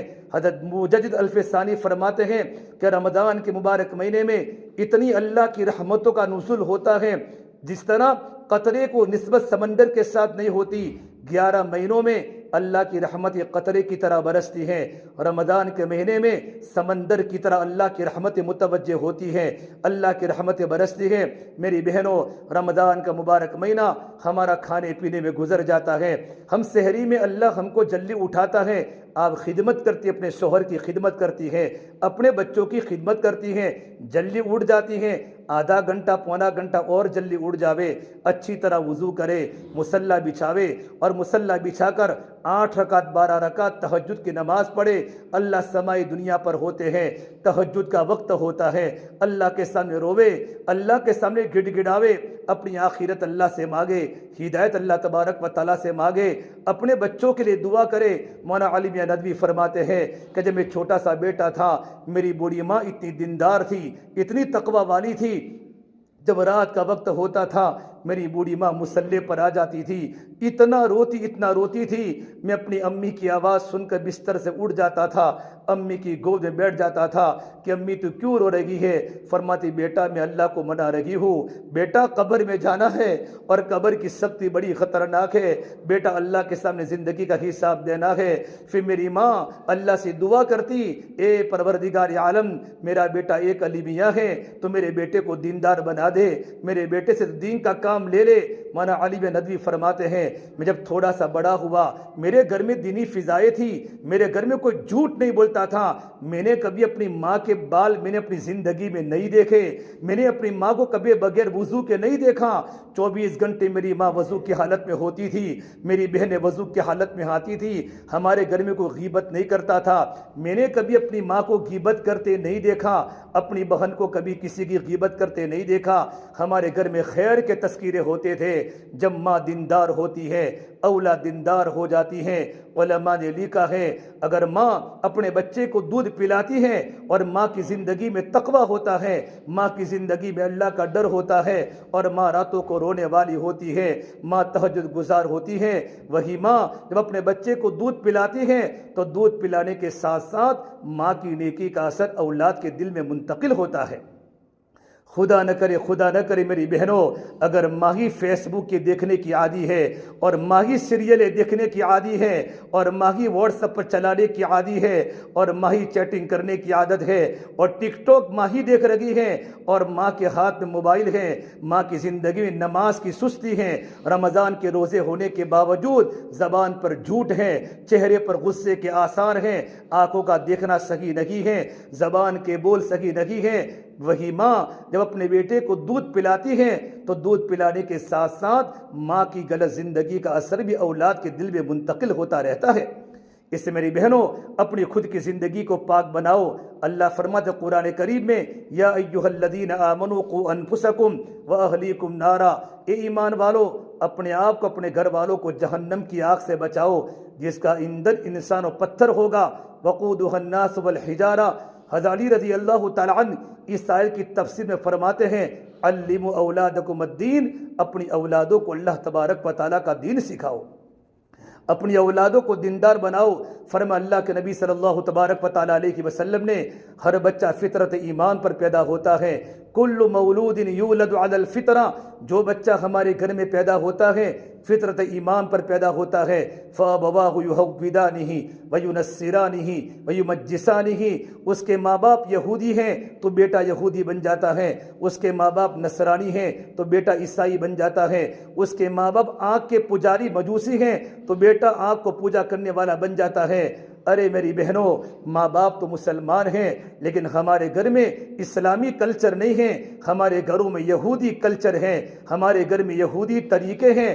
مولانا عمر صاحب پالمپوری فرماتے تھے گھروں میں تعلیم کے حلقے زندہ کرو، گھروں کی تعلیم کی برکت سے ہمارے بچوں میں عمل کا شوق پیدا ہوگا، ہمارے بچے دیندار بنیں گے، ہماری بچیوں کی زندگی میں پردہ آئے گا، ہماری بچیاں باحیا بنے گی، اور ہمارے جوان لڑکے راتوں کو رونے والے بنیں گے، ان کو بستروں پر اللہ کا ڈر باقی رہے گا۔ اور 6 صفات کے مذاکرے کیا کرو کہ 6 صفات کے مذاکروں کی برکت سے ہمارے بچوں کا مزاج دعوت والا بنے گا۔ مولانا عمر صاحب پالمپوری فرماتے تھے اگر تمہارے گھر میں قرآن کی تلاوت نہیں ہوئی اور تم نے گھر میں تعلیم کے حلقے نہ چلائے، ہمارے گھر میں وہ سارے کے سارے کام ہوں گے جو یہود و نصارہ کے گھروں میں ہوتے ہیں اور ہمیں پتہ بھی نہیں ہوتا۔ ہمارا جوان لڑکا اس کا رخ کس طرف ہے، جوان لڑکیاں کہاں جا رہی ہیں، ان کی سہیلیاں کیسی ہیں، ان کے ہاتھ موبائل کیسے آ گیا۔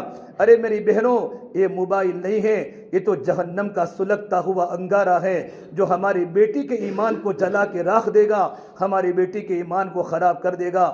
ہمارے احمد آباد کے شہر میں کتنی جوان لڑکیاں گیروں کی شکار بن گئی، جس ماں نے اپنی بیٹی کو مکتب میں پڑھایا تھا، بیشتی زبر تک دینی تعلیم حاصل کرنے والی، لیکن ماں باپ نے بیٹی کی محبت میں بیٹی کو موبائل ہاتھ میں دے دیا، نہ معلوم بیٹی گیروں کے ہاتھے چل گئی اور شمشان پر بیٹی کا جنازہ وہاں جلایا گیا۔ اس ماں کے دل پر کیا دکھتا ہوگا۔ اپنی اولادوں کی تربیت کرنا ہماری ذمہ داری ہے۔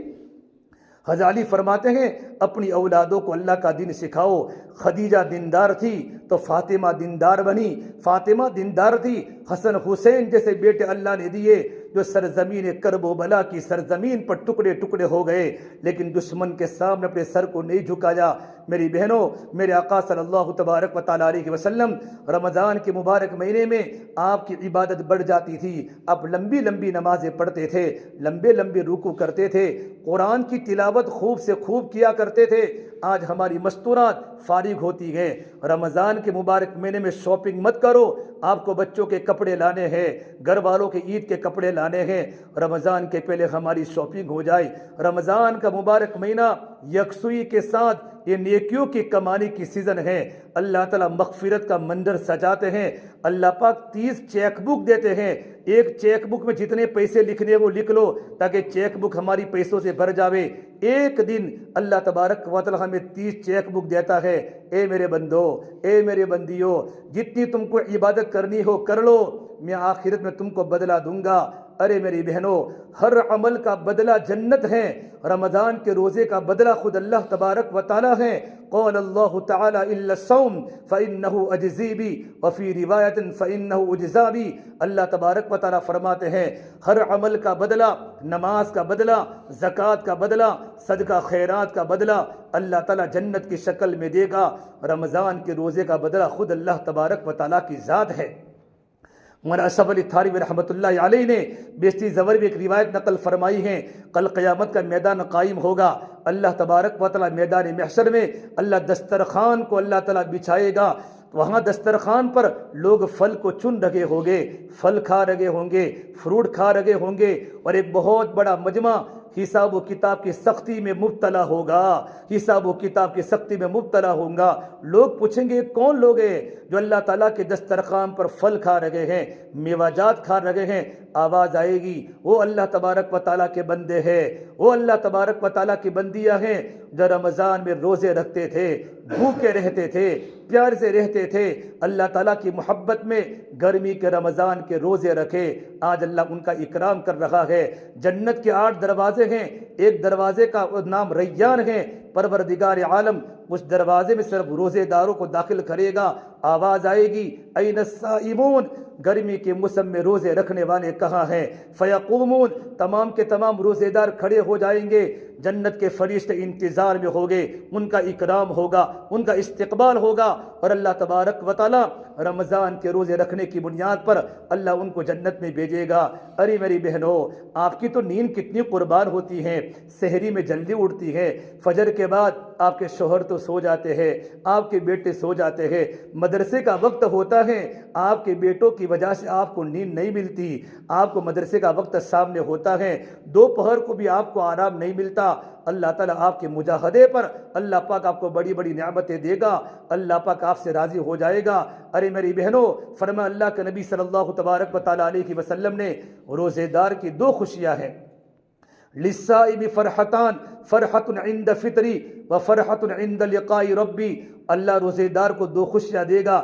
ایک خوشی تو افطاری کا وقت ہوتی ہے، جب گرمی کے موسم کا روزہ ہوتا ہے، گلے میں پیاس ہوتی ہے، پیٹ میں بھوک ہوتی ہے، گرمی میں کچن کے کام سنبھال کر بدن کی طاقت ختم ہو جاتی ہے، پیشانی پر پسینہ ہوتا ہے۔ ارے میری بہن، اللہ آپ سے کتنا راضی ہوگا۔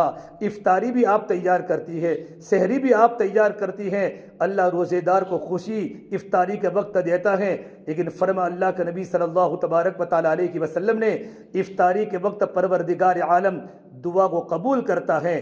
یہ صحیح بخاری کی شریف کی روایت ہے، افطار کے وقت میں دعا قبول ہوتی ہے۔ میری بہنوں، جلدی سے افطاری کا سامان پہلے سے تیار کر لو، 15-20 منٹ باقی ہو دسترخوان بچھا لو، دسترخوان پر کپڑا ڈال دو، انفرادی دعاؤں میں لگ جاؤ۔ بیٹا بھی دعا کر رہا ہو، بیوی بھی دعا کر رہی ہو، شوہر بھی دعا کر رہا ہو، ماں بھی دعا کر رہی ہو، اور باپ بھی دعا کر رہا ہو۔ ہمارا دل چیزوں کی طرف نہ ہو، ہمارا دل اللہ تبارک و تعالیٰ کی طرف ہو۔ جب گھنٹی بج جاوے، افطاری کا وقت ہو جاوے، منہ میں کھجور آوے اور پانی آوے، اس وقت اللہ کے سامنے یوں کہ میرے مولا تو مجھ سے راضی ہو جا، تیری محبت میں رمضان کا روزہ رکھا تھا، یا اللہ میرے روزے کو قبول فرما دے۔ میری بہنوں، آپ جو دعا کرو گے اللہ تمہاری دعا کو قبول کرے گا۔ اللہ سے اپنی ضرورتیں مانگے، اللہ سے ہدایتیں مانگے، اللہ روزے دار کی دعا کو قبول کرتا ہے۔ افطاری کے وقت دعا قبول ہوتا ہے۔ اور فرمایا اللہ کے نبی صلی اللہ تبارک و تعالیٰ علیہ وسلم نے، روزے دار کی دوسری خوشی عند لقاء ربی، جب پروردگار عالم جب ملاقات کرے گا، اور روزے دار کو، گرمی کے موسم میں روزے رکھنے والوں کو اللہ جو نعمتیں دے گا، اللہ جو انعام دے گا، کبھی کم تصور نہیں کر سکتی۔ میری بہنوں، رمضان کا مہینہ آ رہا ہے، اپنے کام کاج کو کرنے کے ساتھ ساتھ ہمارا وقت عبادت میں لگے۔ سرکار مدینہ صلی اللہ تبارک و تعالیٰ علیہ وسلم رمضان میں تیسرا کام، آپ کی دعائیں بڑھ جایا کرتی تھی، آپ لمبی لمبی دعائیں کرتے تھے۔ میری بہنوں، ہمارا وقت دعاؤں میں نہیں لگتا، ہم تو کبھی دعائیں نہیں کرتی۔ اللہ پہلے آسمان پر آواز لگاتے، میری بندیوں مجھ سے کچھ مانگو تو صحیح، میں تمہاری پکار کو سنتا ہوں۔ ارے میری بہنوں، اللہ سے مانگنے والے بنے، اللہ سے رونے والے بنے، اللہ کے سامنے تڑپنے والے بنے۔ فاطمہ کیسے رویا کرتی تھی، عائشہ کیسے رویا کرتی تھی۔ ہم تو رمضان کے روزے رکھتی ہیں، اللہ کے نبی کی بیٹیاں اور اللہ کے نبی کی صحابیاں ہر جمعرات کو روزہ رکھتی تھی، ہر پیر کو روزہ رکھتی تھی، ایام 20 کے مہینے کے 3 روزے رکھا کرتی تھی۔ آج پورے عرب میں ماحول ہے، پورے افریقہ کے ماحول میں جمعرات کو مرد بھی روزے کی حالت میں ہوتے ہیں، عورتیں بھی روزے کی حالت میں ہوتی ہیں۔ میرے بہنوں، ہمیں روزہ رکھنا بوجھ لگتا ہے، یہ رمضان کا مہینہ بوجھ کا نہیں ہے، یہ رمضان کا مبارک مہینہ اللہ کی رحمتوں کے موج کا مہینہ ہے۔ اللہ کی رحمتیں برس رہی ہوتی ہیں، ہم اللہ کی رحمتوں کو اپنی زندگی میں لے۔ رمضان کا پہلا عشرہ اللہ کی رحمتوں کا عشرہ ہے، رمضان کا دوسرا عشرہ مغفرت کا عشرہ ہے، اللہ کو انسانوں کے گناہوں کو معاف کرتے ہیں، اور رمضان کا آخری عشرہ اعتکاف کا عشرہ ہے، اللہ تعالیٰ لوگوں کو جہنم سے آزاد کرتا ہے۔ ایک ایک گھڑی کی قدر کرو میری بہنوں، رمضان پورا ہو جائے گا، آئندہ ہمیں رمضان ملے نہ ملے، آئندہ موقع ملے نہ ملے۔ کتنی عورتیں دنیا سے چلی گئی، کتنے جوان مرد قبروں کے حوالے ہو گئے، کتنی جوان لڑکیاں قبروں کے حوالے ہو گئے۔ زندگی موت کا کھیل ہے میری بہنوں، رمضان کے روزوں کی قدر کرو اور اپنی زندگی کو اللہ کے حکموں میں لگاؤ۔ کپڑوں کے بننے بنانے میں اور کپڑوں کے سنوارنے میں، سونا چاندی کے زیورات کے پہننے میں ہمارا وقت نہ گزر جائے، یہ دنیا چند دن کا سامان ہے۔ ارے میری بہنوں، اٹھتی جوانیاں مت دیکھو، اٹھتے جنازے دیکھو، شادی کی بارات مت دیکھو، موت کے ماتم دیکھو۔ ہم سب کو مرنا ہے، ہم سب کو قبر میں جانا ہے، ہم سب کو اللہ کے سامنے کھڑا ہونا ہے۔ جب ہمارے بیٹے کا مدرسے کا وقت ہوتا ہے، اسکول کا وقت ہوتا ہے، ماں تیار ہو جاتی ہے، بیٹا مدرسے کی قرآن لے لے، کتاب لے لے، اسکول کا ٹیفن لے لے، ناشتے کا ڈبہ لے لے۔ ایک دن ایسا آئے گا ہمارے گھر میں ہمارا جنازہ پڑے گا، جوان بیٹا آئے گا، امی میرا ناشتے کا ڈبہ کہاں ہے، امی میرے اسکول کا دفتر کہاں ہے، امی میرا کھانے کا ڈبہ کہاں ہے، اسکول کا وقت ہو چکا ہے۔ ماں نہیں بولتی، ماں کا جنازہ پڑا ہوا ہے، لوگ چاروں طرف رو رہے ہیں، باپ نے سر پر ہاتھ پھر کے میرے بیٹے اب تیری ماں دنیا میں نہیں ہے، چند منٹ کے بعد تیری ماں کا جنازہ گھر سے نکالا جائے گا، قبرستان کے حوالے کر دیا جائے گا۔ میری بہنوں، زندگی موت کا کھیل ہے۔ کتنے نوجوان لڑکے ہمارے پالمپور کے قبرستان کے پاس سے گزرتے ہیں، ان کے کانوں میں ایئر فون ہوتا ہے، گانا سنتے سنتے وہاں سے گزر جاتے ہیں۔ ان کو پتہ ہے میری ماں کی قبر ہے، میرے ابو کی قبر ہے، میرے دادا کی قبر ہے، میری دادی کی قبر ہے۔ کسی کو فاتحہ پڑھنے کی توفیق نہیں ہوتی، کیونکہ اولادوں کو دیندار نہیں بنایا، ہم نے اپنی اولادوں کو دنیا دار بنایا ہے۔ ماں کی ذمہ داری اپنی اولاد کو لے کر بیٹھیں، ان کے سامنے اللہ کی بڑائی کی باتیں کرے، اللہ کے نبی کی سنتوں کی باتیں کرے، صحابہ کے تذکرے کرے۔ آج لڑکوں نے ماں باپ کو چھوڑ دیا، جوان لڑکیوں نے ماں باپ کو چھوڑ دیا۔ گھر میں میری بہنوں سنتوں کے جنازے نکالے جا رہے ہیں۔ دنیا تو چند دن کا سامان ہے، ارے مٹ جانے والی بھی کوئی سلطنت ہوتی ہے، ڈوب جانے والا بھی کوئی عروج ہوتا ہے۔ جس زندگی کو موت کھا جائے وہ بھی کوئی زندگی ہے، جس جوانی کو بوڑھاپا کھا لے وہ بھی کوئی جوانی ہے، جس مال پہ فقر کا ڈر ہو وہ بھی کوئی مال ہے، جن عزتوں کے پیچھے ذلتیں ہو وہ بھی کوئی عزت ہے، جن محبتوں کے پیچھے نفرتیں ہو وہ بھی کوئی محبت ہے، جن گھروں کو اجڑ جانا ہو جہاں مکڑیوں کے جالے تن جانے ہو۔ کل بیت وان طال سلامتھا، بڑے بڑے محل جا کر دیکھو تو صحیح، آج وہاں مکڑیوں کے جالے ہیں۔ میرے نبی نے فرمایا 2 عورتیں جہنم میں جائے گی۔ پہلی عورت فرمائی کہ جو غیبتیں زیادہ کرتی ہیں، تکثرن اللعنہ، غیبتیں زیادہ کرتی ہیں، الزام لگاتی ہیں، اپنے شوہر کو تکلیف پہنچاتی ہیں۔ اور نمبر 2 میرے نبی نے فرمایا تکفرن العشیر، اپنے شوہر کی نافرمان جو بیوی ہوتی ہیں اللہ اس کو جہنم میں ڈالے گا۔ نماز کے پڑھنے کے باوجود بھی میری بہنوں اپنے شوہر کی وفادار بنو، اپنی شوہر کی خدمت کرو۔ تمہارا شوہر رکشہ چلاتا ہے، دکان چلاتا ہے، مزدوری کرتا ہے، گرمی کا موسم ہو، سردی کا موسم ہو، برسات کا موسم ہو، گھر پر تھک کر آتا ہے، اپنے بیٹوں کے لیے، اپنی اولاد کے لیے اور اپنی بیوی کو خوش کرنے کے لیے حلال روزی کے لیے دوڑتا ہے۔ جب شوہر گھر پر آوے مسکراتے چہرے کے ساتھ اپنے شوہر کا استقبال کرو۔ 4-5 دن پہلے احمد آباد میں فیت ہاسپٹل میں ہمارے مانگرول کا ایک نوجوان لڑکے کو زبان کا کینسر ہو گیا۔ میں عیادت میں گیا، ڈاکٹر زبیر باجا سے ملاقات کی، اس نے کہا مولانا اس کی پوری زبان ہم نے کاٹ ڈالی ہے، پوری زبان میں کینسر پھیل چکا ہے۔ 32 سال کا نوجوان لڑکا، میں نے اس کی بیوی کو جو روتا ہوا دیکھا ہے اور تڑپتا ہوا دیکھا ہے، اس کے جوان بچے کو جو روتا ہوا دیکھا ہے۔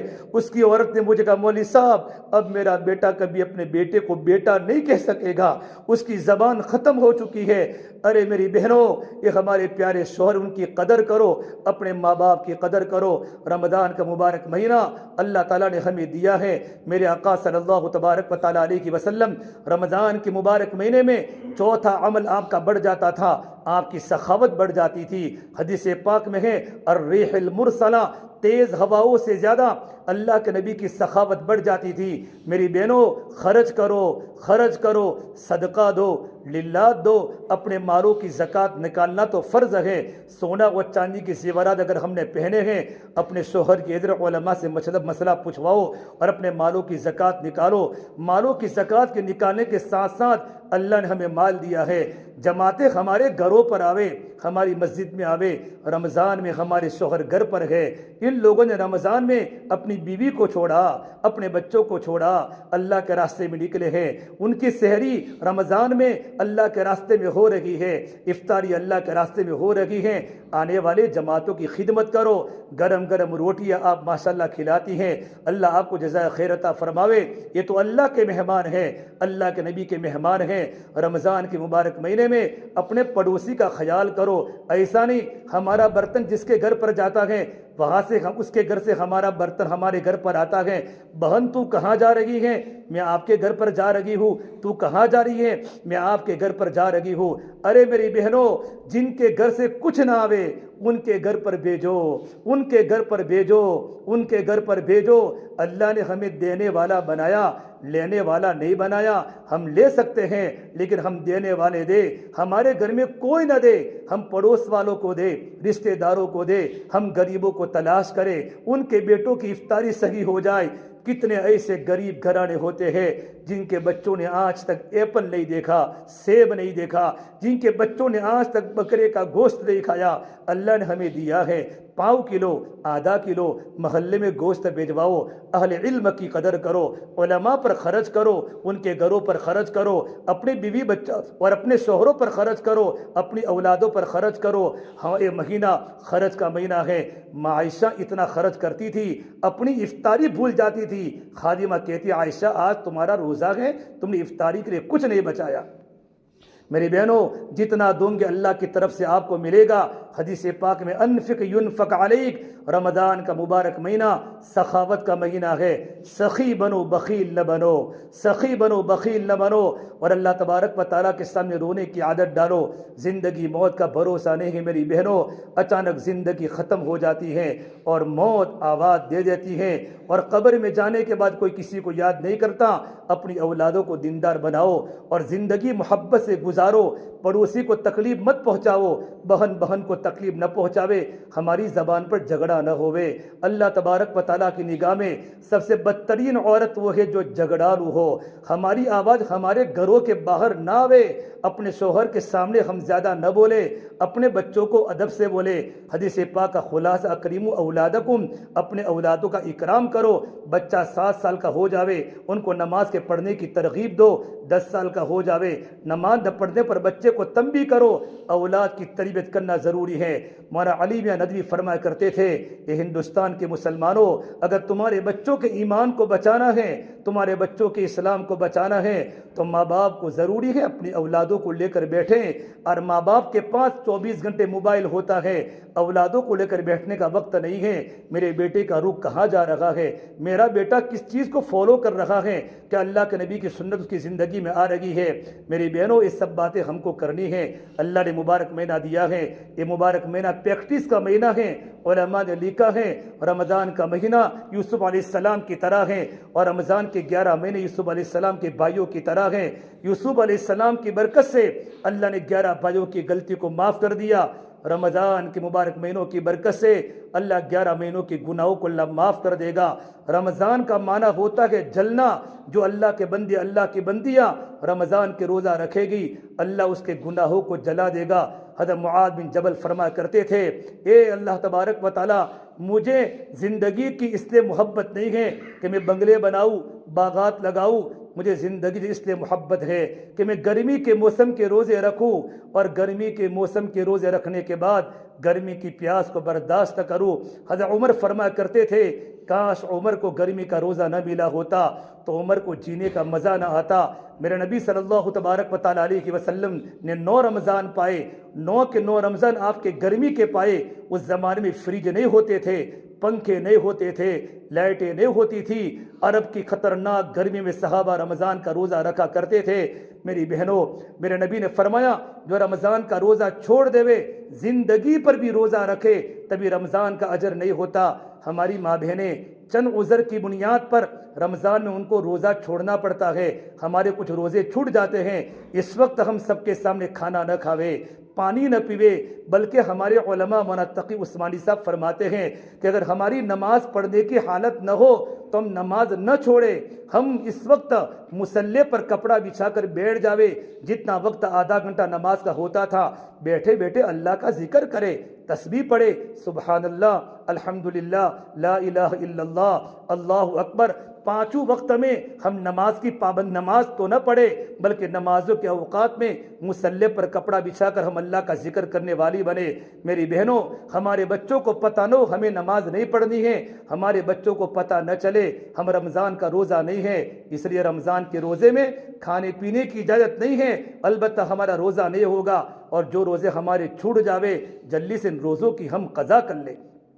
آئندہ رمضان آ جاتا ہے، ہمارے روزے باقی رہتے ہیں، ہم سردی کے مہینوں کا انتظار کرتے ہیں اور سردی کے مہینوں کے آتے آتے گھر میں دوسرے عذر شروع ہو جاتے ہیں، رمضان کے روزے چھوٹ جاتے ہیں۔ اور میری بہنوں، خاص طور پر ہمارے پاس سونا و چاندی کے زیورات ہیں، ان کو جلدی سے گن کر ان کا حساب لگا کر ہم اپنے مالوں کی زکوٰۃ کو نکالیں۔ میرے نبی نے فرمایا، جن لوگوں نے اپنے مالوں کی زکوٰۃ کو نہ نکالا ان کا مال خراب ہو جائے گا، اور خراب مال کی بنیاد پر حلال مال بھی خراب ہو جائے گا، اور کل قیامت کے دن اللہ تبارک بتانا ایسا سانپ جو ان کے چہرے کو ڈسے گا اور یوں کہے گا میں تیرا خزانہ ہوں، انا کنزک و مالک۔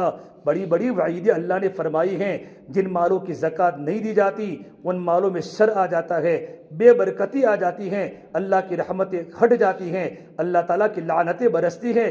اسے میری بہنوں آج سے ارادہ کر کے جاؤ، انشاءاللہ ہم نماز کی پابندی کرے گی، قرآن کی تلاوت کی پابندی کرے گی، اللہ کی ذکر کی پابندی کرے گی، ہم تسبیحات کی پابندی کرے، موقع مغل کی دعاؤں کا اہتمام کرے، گھر میں داخل ہوتے وقت سلام کرے، اپنے بچوں کو دعائیں بتاوے، اپنے بچوں سے دعائیں پوچھے، بیٹا کھانے کے پہلے کی دعا پڑھو، کھانے کے بعد کی دعا پڑھو، مسکرا کر ملنا بھی سنت ہے۔ ماں باپ جو چیز گھروں میں کریں گے اولاد وہی چیز گھروں میں کرے گی۔ عبداللہ بن عمر فرماتے ہیں، ایک بار میں مدینہ منورہ میں جا رہا تھا، میں نے ایک بچے کو دیکھا، ایک ماں نے اپنے بیٹے کو یوں کہا، بیٹا ابن عمر اکیلے جا رہے ہیں اور راستے میں اکیلے کے بھیڑیے ہوتے ہیں، کئی بھیڑیا ان پر حملہ نہ کر دے، بیٹے تم بھی ان کے پیچھے پیچھے چلو۔ عبداللہ بن عمر فرماتے ہیں، مجھے لگا میرے پیچھے کوئی آ رہا ہے، میں نے کہا بیٹا تم کون ہو؟ کہا میں اس صحابی کا بیٹا ہوں۔ کہا بیٹا تم میرے پیچھے پیچھے کیوں آ رہے ہو؟ کہ میری ماں نے مجھے کہا ہے ابن عمر اکیلے جا رہے ہیں، ان کے پیچھے پیچھے جاؤ تاکہ ان کو کوئی تکلیف نہ پہنچاوے۔ ابن عمر نے کہا بیٹا تیرے ابا کہا ہے کہ میرے ابا تو بدر میں شہید ہو گئے۔ اسی وقت ابن عمر رونے لگے اور فرمایا، بیٹے تیری ماں نے تیری کیا تربیت کی ہے، تیری ماں نے تیری کیا تربیت کی ہے؟ جب ماؤں کی زندگی میں دینداری ہوتی ہے اولاد دیندار بن جاتی ہے۔ میری بہنوں، 24 گھنٹے کی زندگی کا نظام الاوقات بنا کر رمضان کے مہینے کو صحیح گزارو۔ آج سے ارادہ کر کے جاؤ، ہم کسی کا گھر نہیں توڑے گی، کسی کی غیبت نہیں کرے گی۔ علماء نے لکھا ہے اگر مرد کودال لے کر بھی گھر کو گرانا چاہے تو مرد گھر نہیں گرا سکتا، اگر عورت سوئی کو لے کر گھر کو گرانا چاہے تو گھر کو گرا سکتی ہے۔ مرد پڑا تو فرد پڑا، عورت پڑی تو خاندان پڑا۔ ایک عورت دیندار بن جاتی ہے، ایک عورت کی دینداری پر پورا محلہ دیندار بن جاتا ہے، اور ایک عورت بگڑ جاتی ہے اس کا بگاڑ نسلوں تک پہنچتا ہے۔ اس سے میری بہنوں اللہ کا ڈر دل میں پیدا کرے، موت سے پہلے موت کی تیاری کرنے کی کوشش کرے۔ پروردگار عالم مجھے بھی عمل کی توفیق دے اور آپ کو بھی عمل کی توفیق دے۔ اللہ تبارک و تعالیٰ کے سامنے میری بہنوں رونے کی عادت ڈالے، روزانہ 5 منٹ 10 منٹ وقت نکال کر اللہ کے سامنے دعا کرے۔ ہر فرض نماز کے بعد دعا قبول ہوتی ہے، تہجد کے وقت دعا قبول ہوتی ہے، اور رمضان میں 24 گھنٹے دعائیں قبول ہوتی ہیں۔ ہم اللہ کے سامنے رونے والی بنے، دعا کرنے والی بنے۔ پروردگار عالم ہم تمام کی ان باتوں پر عمل کرنے کی توفیق عطا فرمائے۔ دعا کر لیں۔ اللهم لك الحمد كله ولك الشكر كله ولك الخير كله وإليه يرجع الأمر كله. اللهم صل على سيدنا محمد وعلى آل سيدنا محمد وبارك وسلم. ربنا ظلمنا أنفسنا وإن لم تغفر لنا وترحمنا لنكونن من الخاسرين. لا إله إلا أنت سبحانك إني كنت من الظالمين. یا اللہ ہمارے گناہوں کو معاف فرما، یا اللہ خطایا سے درگزر فرما، یا اللہ سیئات کو حسنات سے مبدل فرما، یا اللہ تیرا تعلق ہم سب کو نصیب فرما، یا اللہ تیری ذات عالی سے ہونے کا یقین زندگی میں پیدا فرما، یا اللہ تو ہم سے راضی ہو جا، ہمیں اپنے آپ سے راضی فرما لے، یا اللہ تو ہمارا بن جا، تو ہمیں اپنا بنا لے، یا اللہ پوری امت کی پوری مغفرت فرما، امت کی جان کی مال کی عزت کی آبرو کی حفاظت فرما، یا اللہ امت مسلمہ کو، یا اللہ امت مسلمہ کی پریشانیوں کو دور فرما۔ میرے مولا ہم گنہگار ہے، بڑے کبیرہ گناہ کیے ہیں، یا اللہ رات کے اندھیروں میں گناہ کیے ہیں، خلوتوں میں گناہ کیے ہیں، ایسے گناہ ہوئے ہیں کہ شوہر کو پتہ نہیں، شوہر نے ایسے گناہ کیے کہ بیوی کو پتہ نہیں، لیکن اللہ تجھے سب کچھ پتہ ہے، تجھے سب کچھ پتہ ہے، تیرے فرشتوں نے سب کچھ لکھا ہے۔ میرے مولا ہمیں معاف فرما دے، میرے مولا ہمیں معاف فرما دے۔ اے مولا ہم نے گناہ کرنے میں کسر نہیں چھوڑی، تو نے نعمت دینے میں کوئی کسر نہیں چھوڑی۔ اے اللہ ہم گناہ کرتے رہے، اپنی خلوتیں گندے کرتے رہے، تو ہمیں کھانا کھلاتا رہا، تو ہمیں پانی پلاتا رہا، تو نے ہماری آنکھوں کا دیکھنا بند نہیں کیا۔ ہماری زبانوں پر تو نے کینسر نہیں لگایا، تو نے ہماری زبانوں کو بند نہیں کیا، ہمارا کانوں کا سننا تو نے بند نہیں کیا۔ یا اللہ تیری تمام تعریفیں تیرے لیے ہے، تو ہمارا خالق ہے، تو ہمارا مالک ہے، تو ہمارا معبود ہے۔ میرے مولا ہم پر رحم کرم کا معاملہ فرما دے، عافیت کا معاملہ فرما دے۔ یا اللہ پوری امت کی مغفرت فرما دے۔ یا اللہ امت بڑی پریشان حال ہے میرے مولا، امت کی پریشانیوں کو دور فرما دے۔ بہت بڑا مجمع بیمار ہے، تیری شفا کی امید رکھ کے بیٹھا ہے، ان کو شفا کاملہ دائم عطا فرما دے۔ بہت سے لوگ مولا مقروض ہے، ان کے قرض و غیب سے مولا تو آسانی سے پورا فرما دے۔ یا اللہ جتنا مجمع یہاں آیا ہے، مردوں کا مجمع، مستورات کا مجمع، اس پورے مجمع کو قبول فرما کر ان کے گھرانوں میں دیندار پیدا فرما دے، دین کے داعی پیدا فرما دے، دین کے علمبردار پیدا فرما دے۔ یا اللہ ان کو کسی کا محتاج مت بنا، یا اللہ تو ان سے راضی ہو جا۔ یا اللہ تو نے ہمارے کتنے عیبوں کو چھپایا، تو نے ہمارے کتنے گناہوں کو چھپایا، تو کتنا رحم کرنے والا پروردگار میرے مولا۔ ایک نافرمان بیٹا ماں اس سے جتنا جلدی راضی نہیں ہوتی، پروردگار عالم آپ اپنے نافرمان بندے سے جلدی راضی ہو جاتے ہیں۔ ایک آنکھوں کے آنسو کا قطرہ اللہ تجھے خوش کر لیتا ہے۔ میرے مولا ہمیں معاف فرما دے میرے مولا۔ پوری جوانی گناہوں میں گزر گئی میرے مولا، پوری زندگی گناہوں میں گزر گئی میرے مولا، ہمیں معاف فرما دے میرے اللہ۔ اگر تو نے معاف نہیں کیا تو ہم کہاں جائیں گے؟ آپ ہی ہمارے اللہ ہے، آپ ہی ہمارے رب ہے، آپ کے رب کے سوا کوئی رب نہیں، آپ کے در کے سوا کوئی در نہیں، آپ کے سہارے کے سوا کوئی سہارا نہیں۔ میرے اللہ تو ہی ہمارا سہارا ہے، ہم سب کو معاف فرما دے۔ ہمیں کسی کا محتاج نہ بنانا مولا، ہمیں کسی کے سامنے سوال کرنے والا نہ بنانا۔ اے اللہ ہم نے کتنوں کے دلوں پر نستر مارے ہیں، کتنوں کے دلوں کو دکھایا ہے، کتنی سانس نے اپنی بہو پر ظلم کیا ہے۔ جوان لڑکی جب گھر میں آتی ہے سب کچھ چھوڑ کے آتی ہے، اتنا پریشان کیا جاتا ہے۔ جب گھر میں آٹا گوندتی ہے، آٹا گونتے گونتے اس کے گرم گرم آنسو آٹے میں پانی میں مل جاتے ہیں میرے مولا۔ اپنی ہائے تو اس کی ہائے آسمانوں پر سنتا ہے۔ یا اللہ کتنے شوہروں نے بیویوں کو پریشان کیا ہے، اور کتنی بیویوں نے اپنے شوہروں کی نافرمانی کی ہے۔ اے اللہ ہمیں معاف فرما دے۔ بڑا مبارک مہینہ آ رہا ہے، تیرے پیارے سرکار صلی اللہ علیہ وسلم اللہ رمضان کے مبارک مہینے کا انتظار رجب کے مہینے سے کرتے تھے۔ ہم تو رمضان کو بوجھ سمجھتے ہیں، عید کی خوشی تو ہوتی ہے، رمضان کی خوشی نہیں ہوتی۔ رمضان کے روزہ رکھنے کو بوجھ سمجھتے ہیں، رات کی تراویح کو بوجھ سمجھتے ہیں۔ یا اللہ روزے رکھنے کا شوق پیدا فرما دے، یہ رحمتیں متوجہ فرما دے۔ تو کتنی رحمتیں برساتا ہے، رمضان کی ایک ایک گھڑی وصول کرنے والا بنا دے، رمضان کی ایک ایک گھڑی وصول کرنے والا بنا دے۔ میرے مولا زندگی جوانی ساری نافرمانی میں گزر گئی، نافرمانی میں گزر لگی ہے۔ کبھی قبر کے اندھیرے یاد نہیں آتے، جس قبر کی کوٹھڑی میں ہمیں جانا ہے اور کیڑے مکوڑے کا شکار ہونا ہے۔ کہ دنیا کے زیب و زینت اور سونے چاندی کے زیورات نے ہمیں آخرت کی فکر سے غافل کر دیا، تیری محبت سے ہمیں غافل کر دیا۔ ایک دن ہمارا بھی اعلان ہوگا اور ہمیں قبر میں ڈالا جائے گا۔ بڑا قبر کا گھر بڑا خطرناک ہے میرے مولا، کوئی تیاری قبر کی نہیں ہوئی، ایک سجدہ بھی ایسا نہیں ہوا، ایک رکوع بھی ایسا نہیں ہوا جو تیرے لیے ہوا ہو، ایسا تڑپنے والا سجدہ نہیں ہوا۔ میرے مولا ہم تو کورے کے کورے ہیں میرے مولا، ہمیں معاف فرما دے میرے مولا، تیرے سامنے رونے والا بنا دے۔ کہاں گئے وہ نوجوان بچے اور نوجوان بچیاں جو راتوں کی تنہائیوں میں تیرے سامنے رویا کرتی تھی، تیرے سامنے اپنے سر کو جھکاتی تھی، ان کی داڑیاں تر ہو جاتی تھی نوجوان لڑکوں کی، نوجوان لڑکیاں کے سر کے دوپٹے تر ہو جاتے تھے۔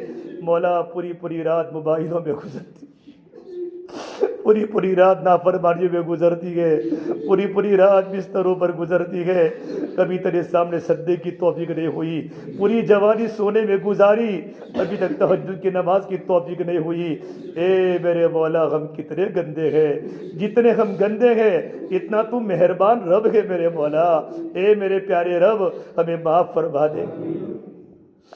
کتنوں کے چھوٹے چھوٹے بچے ہیں دنیا میں باپ نہیں ہے، کتنوں کے چھوٹے چھوٹے بچے دنیا میں ماں نہیں ہے، میرے مولا تو نے ہمیں ہر نعمت دی ہے، اے میرے مولا بچوں کی دینی تربیت کرنے والا بنا دے اور نوجوان لڑکوں کو ماں باپ کی آنکھوں کی ٹھنڈک کا ذریعہ بنا دے، اے میرے مولا ماہ مبارک آ رہا ہے، مولا قدر کرنے والا بنا دے، راتوں کو قیام کرنے والا بنا دے، زبان کی حفاظت فرما دے، آنکھوں کی حفاظت فرما دے، آج کے پروگرام کو قبول فرما دے، جنہوں نے جس لائن سے پروگرام کو مولا کریم محنت کی ہے ان کو قبول فرما دے، اے مولا یہ وہ برادری ہے جن برادری پر لوگ رشک کیا کرتے تھے۔ مولا 1999 میں اپنے گاؤں ماہی میں تھا، ایک ہماری مومن برادری کی عورت سر پر گاز کا بھارا لے کر جا رہی تھی، عرب کی جماعت ہمارے گاؤں میں تھی، ایک ابو ظبی کے عرب نے مجھے کہا منہا یہ کون ہے؟ یہ تو صحابہ کی بیٹیاں ہیں، ہادی بنات الصحابہ، یہ تو صحابہ کی بیٹیاں ہیں، اور بیٹھ کر داڑھی پکڑ کر رونا شروع کیا، ہمارا عرب کا ماحول ختم ہو گیا۔ اے مومن برادری کی عورتوں نے صحابیات کی زندگی کو اپنا لیا، اور کہتا ہے کون کہتا ہے صحابہ کی بیٹیاں دنیا میں نہیں ہے؟ میں نے صحابہ کی بیٹیوں کو علاقے پالمپور میں دیکھی ہے، یہ ہماری قوم کی پہچان تھی۔ اے میرے پروردگار ہماری سادگی کو باقی فرما دے، ہماری سادگی کو پادی فرما دے، ہماری عورتیں بڑی دیندار ہیں، جب یہ اللہ کے راستے کے دین کے تقاضے ہمارے گھروں پر ڈالے گئے، ہماری عورتیں کبھی رکاوٹ کا ذریعہ نہیں بنی، اے اللہ کبھی رکاوٹ کا ذریعہ نہیں بنی، اپنے شوہروں کو حوصلہ افزائی کرنے والی ہماری عورتیں تھی، اے اللہ ان کو تو بہتر سے بہتر بدلہ عطا فرما دے، اے اللہ ہم سب کو نیک بنا دے، ہماری مستورات میں پردہ لاگو فرما دے، بازاروں میں جانے سے زیادہ حفاظت فرما دے، بغیر ضرورت کے گھر سے نکلنے سے حفاظت فرما دے، اے اللہ گھروں کے اندر شانت سکون عطا فرما دے، اے اللہ ہماری اساتذہ کی مغفرت فرما دے، ہمارے ماں باپ کی، ہمارے گھر والوں کی، بیٹوں کی، دوستوں کی مغفرت فرما دے، پورے امت کی مغفرت فرما دے، جو ساتھی یہاں بیٹھے میرے مولا جتنی مستورات یہاں ہیں ان تمام کی پوری مغفرت فرما دے، رمضان کے پہلے ہمارے قلب کو پاک اور صاف فرما دے میرے مولا، دل کی دنیا بدل دے، دل میں تیری محبت لا دے، اے اللہ جس طرح آئس کریم کھانے کا مزہ آتا ہے تیرے ذکر کرنے کا مزہ آئے میرے مولا، سبحان اللہ، الحمدللہ، لا الہ الا اللہ، کیا تیرا ذکر ہے، تیری یاد ہے، ہماری زبانوں پر جاری فرما دے، دل میں تیری محبت پیدا فرما دے، یا اللہ تیرے پیارے آقا صلی اللہ تبارک و تعالیٰ علیہ وسلم نے، تیرے نیک بندے صحابہ نے، انبیاء نے، اولیاء عظام نے جتنی خیر کی برکتوں کی دعائیں کی ہیں، ہم بھی مولا تیرے سامنے سوال کرتے ہیں، ہمارے حق میں، پوری امت کے حق میں، اور خصوصاً اس مجمع کے حق میں مقدر فرما، جن شرور سے، جن فتنوں سے، یا اللہ لا علاج بیماریوں سے، اچانک کی بیماریوں سے پناہ مانگی ہیں، ہم بھی تیرے سامنے پناہ مانگتے ہیں، ہماری اور پوری امت کی حفاظت فرما، اللہ ہماری دعاؤں کو اپنے فضل و کرم سے پیارے حبیب محمد مصطفیٰ سرور کونین سرکار دو عالم صلی اللہ تبارک و تعالیٰ علیہ وسلم کے صدقہ طفیل ہم سب گنہگاروں کی دعاؤں کو رب العالمین اپنی بارگاہ میں قبول فرما، ربنا تقبل منا انک انت السمیع العلیم، وصلی اللہ تعالیٰ علی خیر خلقہ محمد وعلی آلہ وصحبہ اجمعین برحمتک یا ارحم الراحمین۔